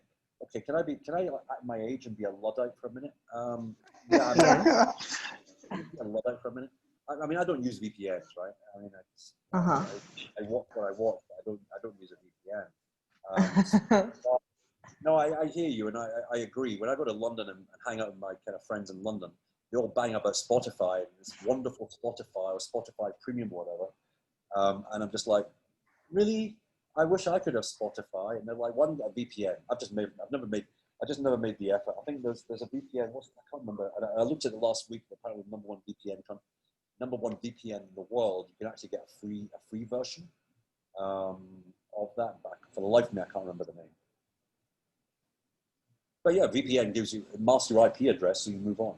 Yeah, you watch anything. Yo, David. Nice. David. Yeah.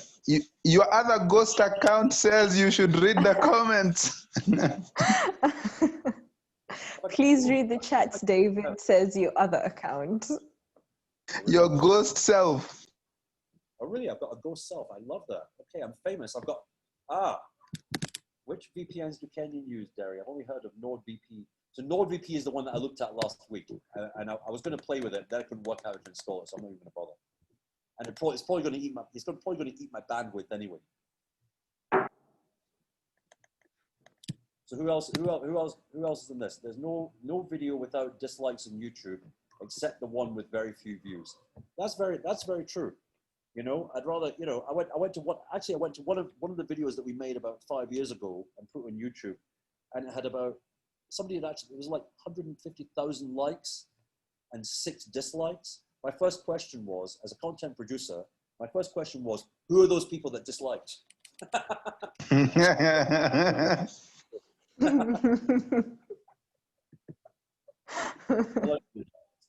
It's Funny man. called living in the public space. Ella, we've also got a question from your ghost self. Oh yeah, there is my ghost self as well. Okay, read it out loud Yes. for us, Rodrigo. Let me see if I can trace the question. Your ghost self is asking. Starting in December, which would be a one-man type of show. Is that the one? There we go. Yeah, so answer that, David. Well, good question. Okay, one-man type a show. What kind of show? Is it comedy stand-up? Are you a one-man band? Are you going to be doing, you know, unplugged on the mic and reading poetry? Are you? What, I mean, I don't know what one. I'm assuming it's a comedy show.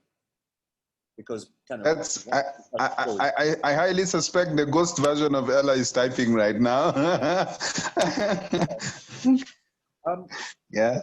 What should you work on? I mean, if you're one man stand up, there's one thing you need to work on, it's 2 things. Number 1, work on your lines and work on your timing. Those are the 2 central things in comedy, as far as I'm aware. So it's about working. You know, what is the script? In other words, if you're telling a gag, what is the gag? And you've got to work on the fine art of timing. I'm told by comedian friends, well, it's Abel Matu and other guys. Timing. So he specified himself. He said it's a one-man band. I think he's probably talking about the fact that, you know, he'll be, you know, like those kind of evenings where you play the guitar by yourself and have the mic and things like that. Okay. Probably. And again, the person I was talking to today is one of the first guys to have done, and he's done about 300 live stream concerts in this country for other guys, whereas Mashinsky and other guys. And if you're gonna stand up and, you know what, if you're gonna stand up and you're gonna, fundamentally it's about working on your audience connectivity. So it's about writing loads of songs. It's about affecting those songs, being very harsh on yourself and kicking out the songs that you feel slightly doubtful about until, let's say you've got a set. I mean, a set of 50 or 45 minutes, for example, is what, about 13 songs, roughly? 13, 14 songs with continuity. You know, being a musician is about, you know, if you write 100 songs, be your own self-critic. Be your own worst critic. Look at your songs and say, do I like that? Is that really good enough? And don't be afraid to actually dump things or put them in the bin, but, you know, actually don't put them in the bin. Save them from when you're really famous and somebody produces an album and release stuff to sell, you know, 1 million copies. But then work on your delivery. You have to work on the ability to stand up in front of people, or learn the art of standing up in front of a camera and pretending there's an audience of 10,000 people out there and do the best possible show you possibly can. Be an entertainer. Connect with the audience. Work in your voice. If you're playing a guitar, work in your technique. Work in your stage presence and your choreography in order to create something that is essentially you, but then that you can create that connects with the audience. Whether that's what you say between songs, make sure you deliver songs properly, play the best you can, work on your timing, and create a great live show. I mean, you know, that's how you. Sorry. Someone is speaking. Switch off your mic. Switch off your mic. Darius, switch off your mic. Darius, switch off your. Thank you. Sorry, David.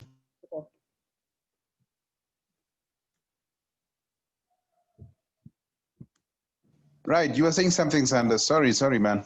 So you have to, I mean, fundamentally, if you're going to do a one-man stand-up, whether it's music or comedy or anything else, you have to work on you. So you have to write down what are the components of a performance. Okay, so if I'm singing, you need to practice on your singing voice to be the best voice that you possibly can be. Make sure you try and tune your voice properly. If you don't have perfect tuning naturally, then practice singing. You know, and preferably with somebody that plays a piano or a guitar, so that you've actually got something to measure your tuning against. Work on your musical style. Try and be the best guitar player you possibly can be. And then the material that you record or the material that you perform, you know, work on that material and try and make sure the material that you perform is material that you yourself is happy with. I mean, a great example of that is somebody that released I think the second video recently, a good friend of mine, who is a fantastic musician, is a guy called Tetu Shani, who is very unique in Kenya. But he works very hard as a singer-songwriter guitarist to stand up, whether he's performing live in front of a camera or whether he's performing live in front of an audience, to offer the best live show that you possibly can do. And again, it goes back to the same thing I said earlier. It's about hard work. It's about maximizing your creativity. It's about practicing, and it's about being brutal as a critic of your own work. Be the biggest critic of what you do. Be the biggest critic of what you do. If you're worried about being criticized by an audience, if you think that what you've done is the best that you can do, then you can take the criticism and go like water off a duck's back. Right, Ella. I see my ghost self has also. I have a ghost apparently now. Everybody has a ghost now. Yeah, so ask the question. I can't ask it. It's from my ghost. Are you sure you don't want to? Okay, let me take that from Rodriguez Ghost. Okay, do you guys like also look into upcoming artists or just famous artists? I've got an easy answer to that question. The word is yes. I fundamentally think, and I said this earlier, the biggest opportunity on our continent, you've got to ask the question, and I would never diss an artist. I just wouldn't. I think every artist has worked extremely hard to get to where he or she is. Yeah? And I think you always have to respect somebody's work. Whether you like their work or not doesn't matter, but you have to respect them. I think the biggest issue in the creative arts, whether it's music, literature, poetry, painting, content production, the biggest issue is undiscovered talent. And again, I go back to the same thing. If there's 10,000 artists that are registered with MCSK in this country, how many of those people do you ever see or hear in mainstream media? You know, whether you like the work of all the emergent artists or not is not important. You have to respect their journey and you have to respect their process.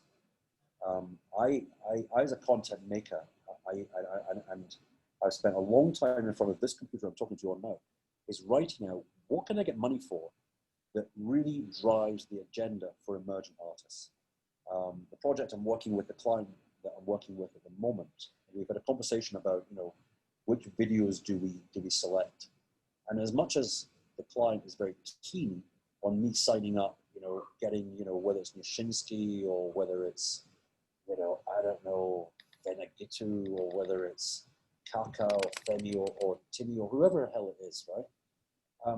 I've also said, you know what, and I've said to this to my brother Blaze, get me the top 100 emerging artists in this country right now. Because you know what? Somebody that blows up next year is going to be emergent this year. Somebody that blows up in 2022 is going to be emergent this year or next year. And I think, I really do believe that I think there's a moral obligation for content makers who are working in this space to look for the talent and feature the talent. And I think it's much more, I think you add much more value to somebody's story if you take somebody that's not had the opportunity to film a professional music video, right? There's much more value in helping and supporting them than simply going to somebody that can afford Clarence Peters and $50,000 to make their next music video. I'd much rather actually work with emergent talent. I think emergent talent is an exciting space because it's much rawer. So in answer to your question, emergent talent, absolutely. But what we have to also do is to then build up the story of that talent in advance, so when you reach an audience, the audience can see the value of that talent. So if you curate 50 people who are emergent, and you can get the audience to respect your curation of that talent and to give that talent the opportunity to be heard, that's where I think the sweet spot, for example, in music is. I really do. I think that is the single biggest nut that media, not just in Kenya, but across our continent, is the single biggest solution we need to find.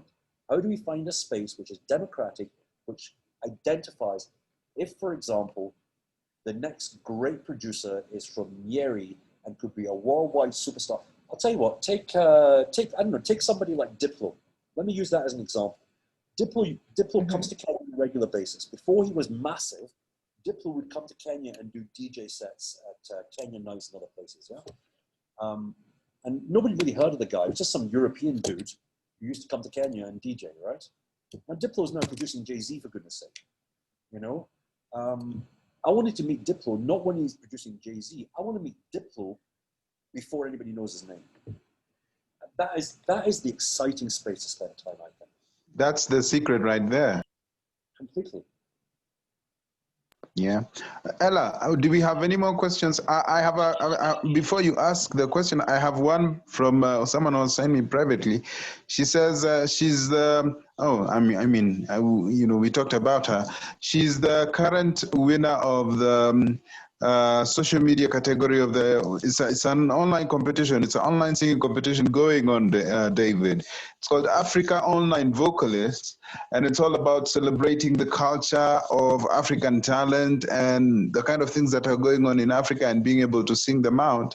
And she's the one who won the social media category award. And she's asking, so how do I use my title and the things that I have with me to be able to improve on the social media content that is of AOV? How do I expand the social value or the social networks of Africa Online Vocalists? How do I get to partner with people that I know will be able to help Africa Online Vocalists grow and also grow my own brand? Well, okay, so I'm assuming, number one, that the guys that run the competition online, that she's won. Congratulations, by the way, fantastic job. And the fact that I haven't heard of it is more of a comment on me than it is on you. Okay, full time online. I'm just saying. Very good point. So I'm assuming the guys that run it also have their own, various media properties, online media properties. So I'm assuming that they're supporting her, if you like, in the amplification or the legacy, time post winning this. So they're presumably already pushing her as somebody in that space. I think. Right. I think there's, obviously she'll have her own. The lady will have her own media properties, whether that sits on, any one of the major social media platforms. I think what she's got to do is now follow that up. Primarily, obviously, she's benefited from it. If that platform of Africa Online Vocalist has, I don't know how many people spend time with the platform, whether it's 100,000 guys, whether it's 10,000 guys, or 10 million. But there's people out there now know her name. So obviously, one of the key things for her is in the first instance, is to transition as many people as possible from the AOV space into her personal spaces. Whether that's a like page on Facebook, whether it's getting Instagram followers, but it's taking as many of that population as possible, because that's the population that either voted for her or spent time with her content. So she's got to try and transition as many of those guys into that space. One of the ways of doing that, of course, is to follow up her winning performance with supplementary performances. So she then gives those supplementary performances to AOV, who's saying, check out our winner, our winners. And by the way, it's always good to add an angle. Huh?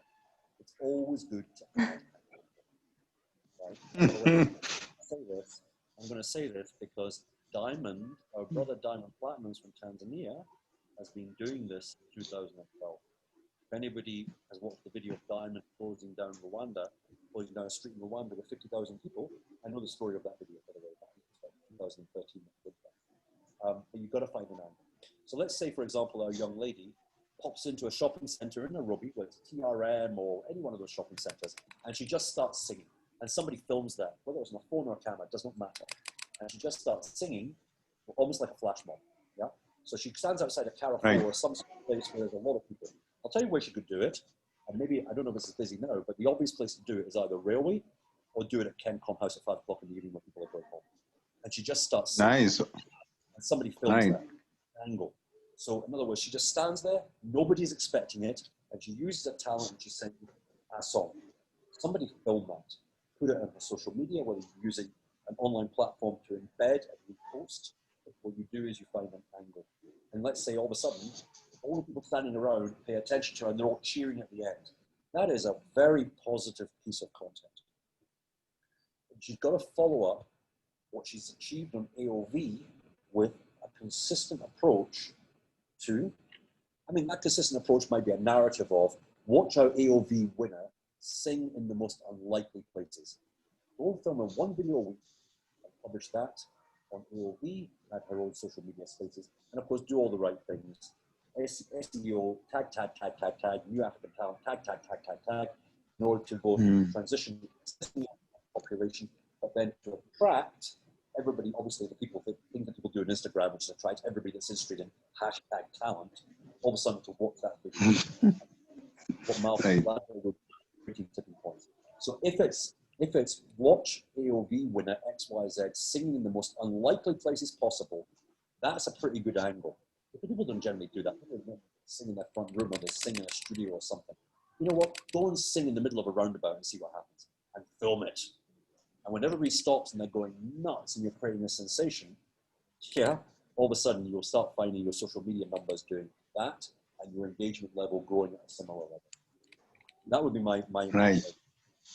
And then obviously then going from there is obviously then to look at what she wants in terms of where she wants to take a career, whether it's as a vocalist or whether she's looking to get in front of media, to do some radio work or some voiceover work or whatever. That stuff comes later because a lot of that space is driven by what is your existing equity. Right. Okay, so we're about out of time, Ella, and I'm sure Ella will be able to do something about it. So Ella, we're about out of time. I'm going to. Great, love it. Yes. Ella, take over. Yeah. Tell us. Yeah, we are out of time. But yeah, this being Zoom Room with Ella, we can allow a little extra time for a bit of chit chat. So I'm going to take one last question from my ghost account. My ghost account would like to know, how should I expand my social media networks so that people can recognize my work? You're not claiming that Ella, you're now claiming that I'm a social media management specialist as opposed to a content guy. The answer to that question is, I'm not entirely sure. I think, okay, can I tell you how I expand my social media? And I'm going to be shameless about this. Yeah. Yes, please. Please do. Okay, I'm going to admit this, and if it appears all over social media, I don't care. I have no pride. Right, here we go, right? So what I used to do to get my Instagram numbers up, all right? When I'm lucky enough to be working with international talent, okay? I would go and get somebody like, I don't know, Two-Face Adibia, Mr. African Queen, yeah? Who is obviously one of the godfathers of modern Nigerian music. And I would get Two-Face to come along on Instagram, take a photo of me, post it on his Instagram with my hashtag and follow this guy. I did the same with Ali Kiba. I think I got about 2,000 new followers on my IG in half an hour, all right? But that is like shameless. That's shameless self-promotion. I'm not recommending. I certainly think. I think I saw you do it with the flavor as well. By the way, I did it with Flavor 5 times because Flavor Nabani is a wonderful Yeah. right? And I did it with Ali Kiba twice as well because Ali Kiba is a wonderful man as well. He's a super guy. Anyway, but the point I was going to make to you was, to answer the question, I'm not entirely sure. I think there's probably a lot of people out there that are a hell of a lot better qualified to talk about that than myself. If I talk about it in the context of content, the obvious thing to do in content is, here's a good example, right? Let's say, for example, I'm somebody that's got my own online channel. And let's say, for example, that, I don't know, let me take a random industry, agriculture, okay? It's the bedrock of our economy. And let's say that I've got, let me make up a story. Let's say there's an increasing number, and this is true, there's an increasing number of young people who want to take up agriculture as a job. So they want to be proactive rather than doing it because they have to, because of another way. And we know there's an increased number of young people that want to go into agriculture as a profession, right? Is that reasonable? Yeah. So let's say I get my own channel and I want to help young people identify in how to learn to do farming properly. So let's say I go and make 3-minute videos. So I go on my phone and make 3-minute videos of how to plant, I don't know, how to plant sukuma wiki for a moment, yeah? So here's, and I always, I'm very biased. I love list content because list content is easy and it's cheap. So here is my 5 tips on how to grow best sukuma wiki possible. So I go and film it on my phone. I've now got a video, right? So how do I go on to, how do I start? And Jacqueline Mugu just mentioned influencer marketing, but I think that's I've got a particular point of view on that, which I won't mention here. But if I go and take that video, how do I start driving my social media with a 3-minute farming video? Let's say I make 10 videos. Well, first of all, obviously, as any content or social media marketing agency would tell you, you need to have a publishing schedule. How often are you going to publish them? Is it 1 a day? Is it 2 a day? Is it 1 a week? Is it 2 a week? What is it? So you kind of have to be quite instinctual about that.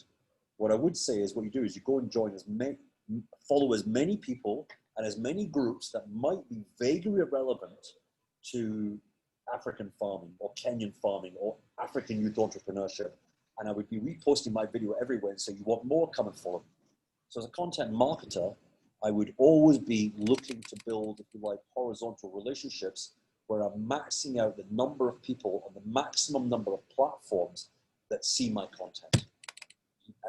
I might even go and spend 3,000 Kenya shillings to get in front of 20,000 guys who are targeted in a manner that might follow or might join up with my channel or join up with my, let's say, my Facebook equity or my DM. That would be the logical way of doing it. So I'm making content work for me into as many channels as I can find possible to pull people to my channel. That would be my answer. But as I say, I think there's, much as me and my team are content makers, I would always like to work with somebody who understands the social media environment better than I do. And there's a lot of those people around.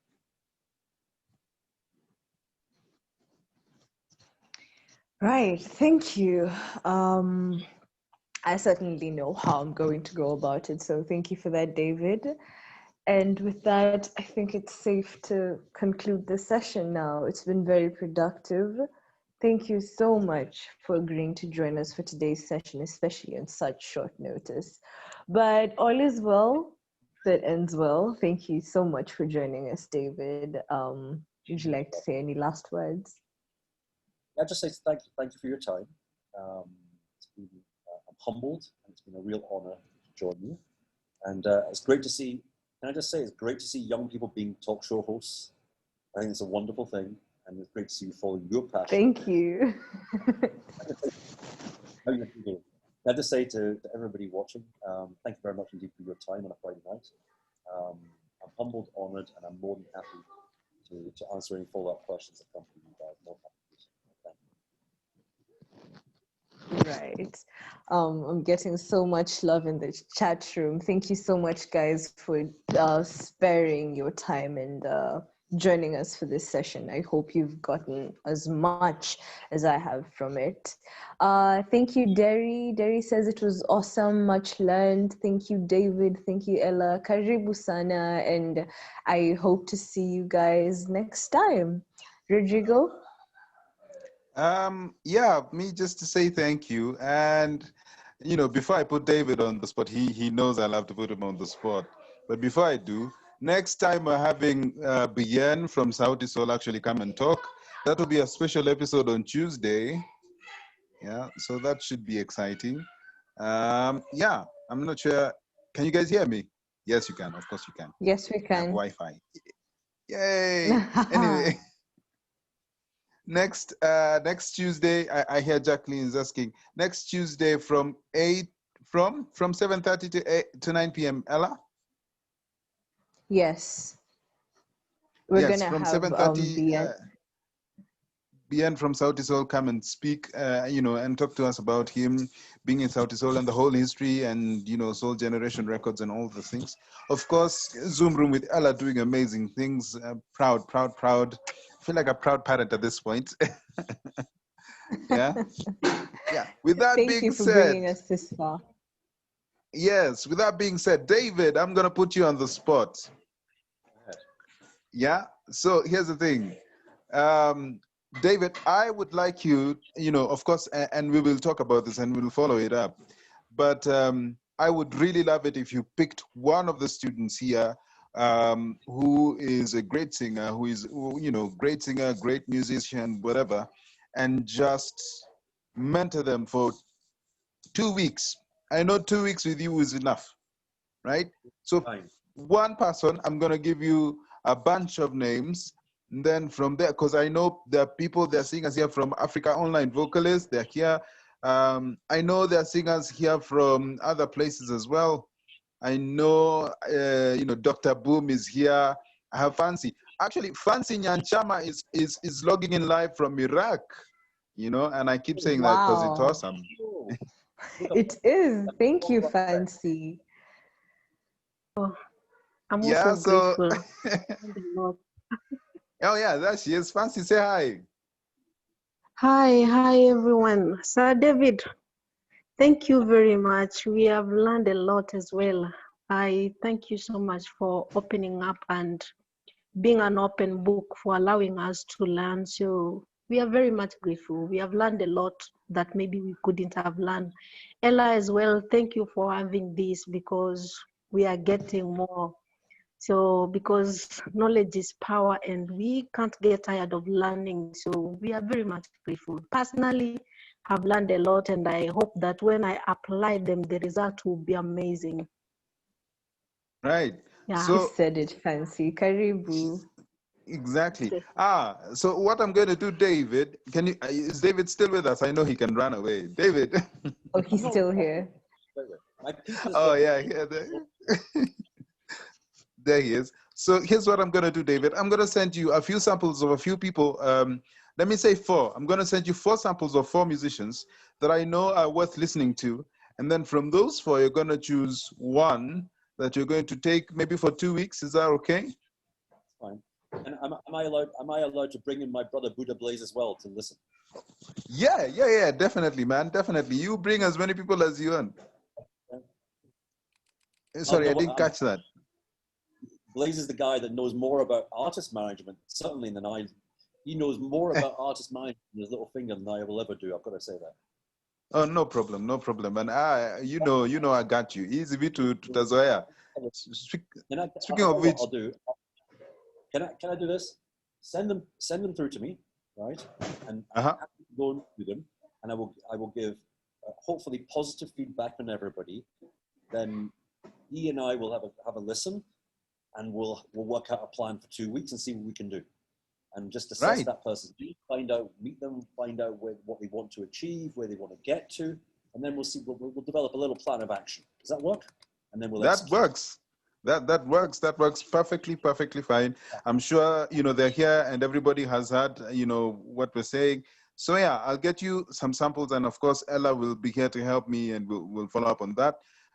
With that being said, quick question: do you know how to speak Swahili, man? Kabisa. Wabunge na magaidi. Oh my God. Oh, say Magaidi again. Say Magaidi again. Imagine. No. The thing is, this is terrible. It's terrible. Really to me, and I keep asking them, and they just ignore me. They keep speaking English. So everybody will refuse speaking Swahili because they're afraid they're going to embarrass me. I should know a hell of a lot more Swahili. Actually, I'm going to say this. I studied Swahili here when I first came here for 3 years. It's just Oh wow! I'm useless. In fact, I'm going to say this. No. Hold on. I'm going to say this. Swanglish, yeah. I do my fair share of Niai, by the way. I'm just saying. There we go. Oh my, there we go. So here's the thing. I've seen a comment here. Oh, Julius has a good voice for radio. Oh man, thank you. Speak to David. He should let me into Capital FM. David, give me a job. Give me a job at Capital. Let's see how that. I've done for 15 years. Wait, but if anyone wants to send me, a friend of mine yesterday sent me a really good male voice actually. So I'm quite happy. If anyone wants to send me a box sample, I'll happily pass it around my network. Oh, nice, man. Anyway, so thank you so much, David, again for agreeing to come. And I know how busy your schedule is. I know you're planning some amazing stuff that you can't talk about just now. But when you are allowed to talk about, please come to J.RODRIGUEZ Entertainment. Come to Zoom Room with Ellah. We would be happy to have a session with you again to just talk about that. And whenever you're free, man. Whenever you're free, we're happy to host you. Thank you for your time, and asante sana for everything, for a very unique Friday. Yes, and with that being said, even you should follow us on Instagram, which is, I think, where's Michelle? Michelle, where are you? Tell us the whatever. Yeah, there we go. Tell us where's Michelle? Is Michelle still here? Okay. Michelle, I don't know are you if she is, but to answer a question that Jacqueline had asked, she wanted to know how many of these Zoom sessions have been happening. We started doing this sometime in July, and we've been doing this every single Friday since then. So we have some of these recorded sessions posted on our YouTube page, which is at J.RODRIGUEZ Entertainment, both on Instagram and YouTube. So you can check it out there. Okay, Jacqueline, I hope that helps. So next week, BN, Tuesday, it's going to be a special session. So Tuesday, 7:30 to 9, and I hope to see you guys then. Right. So, yeah, so, David. Yes. Yes, it is Instagram. It is JR_. I'm just going to say this. I'm just going to say this. It's got a search function. I can find it. I promise to follow you in the next. Promise. There you go. That's right. That's right. Good. Anyway, so thank you so much once again for coming along, to being here.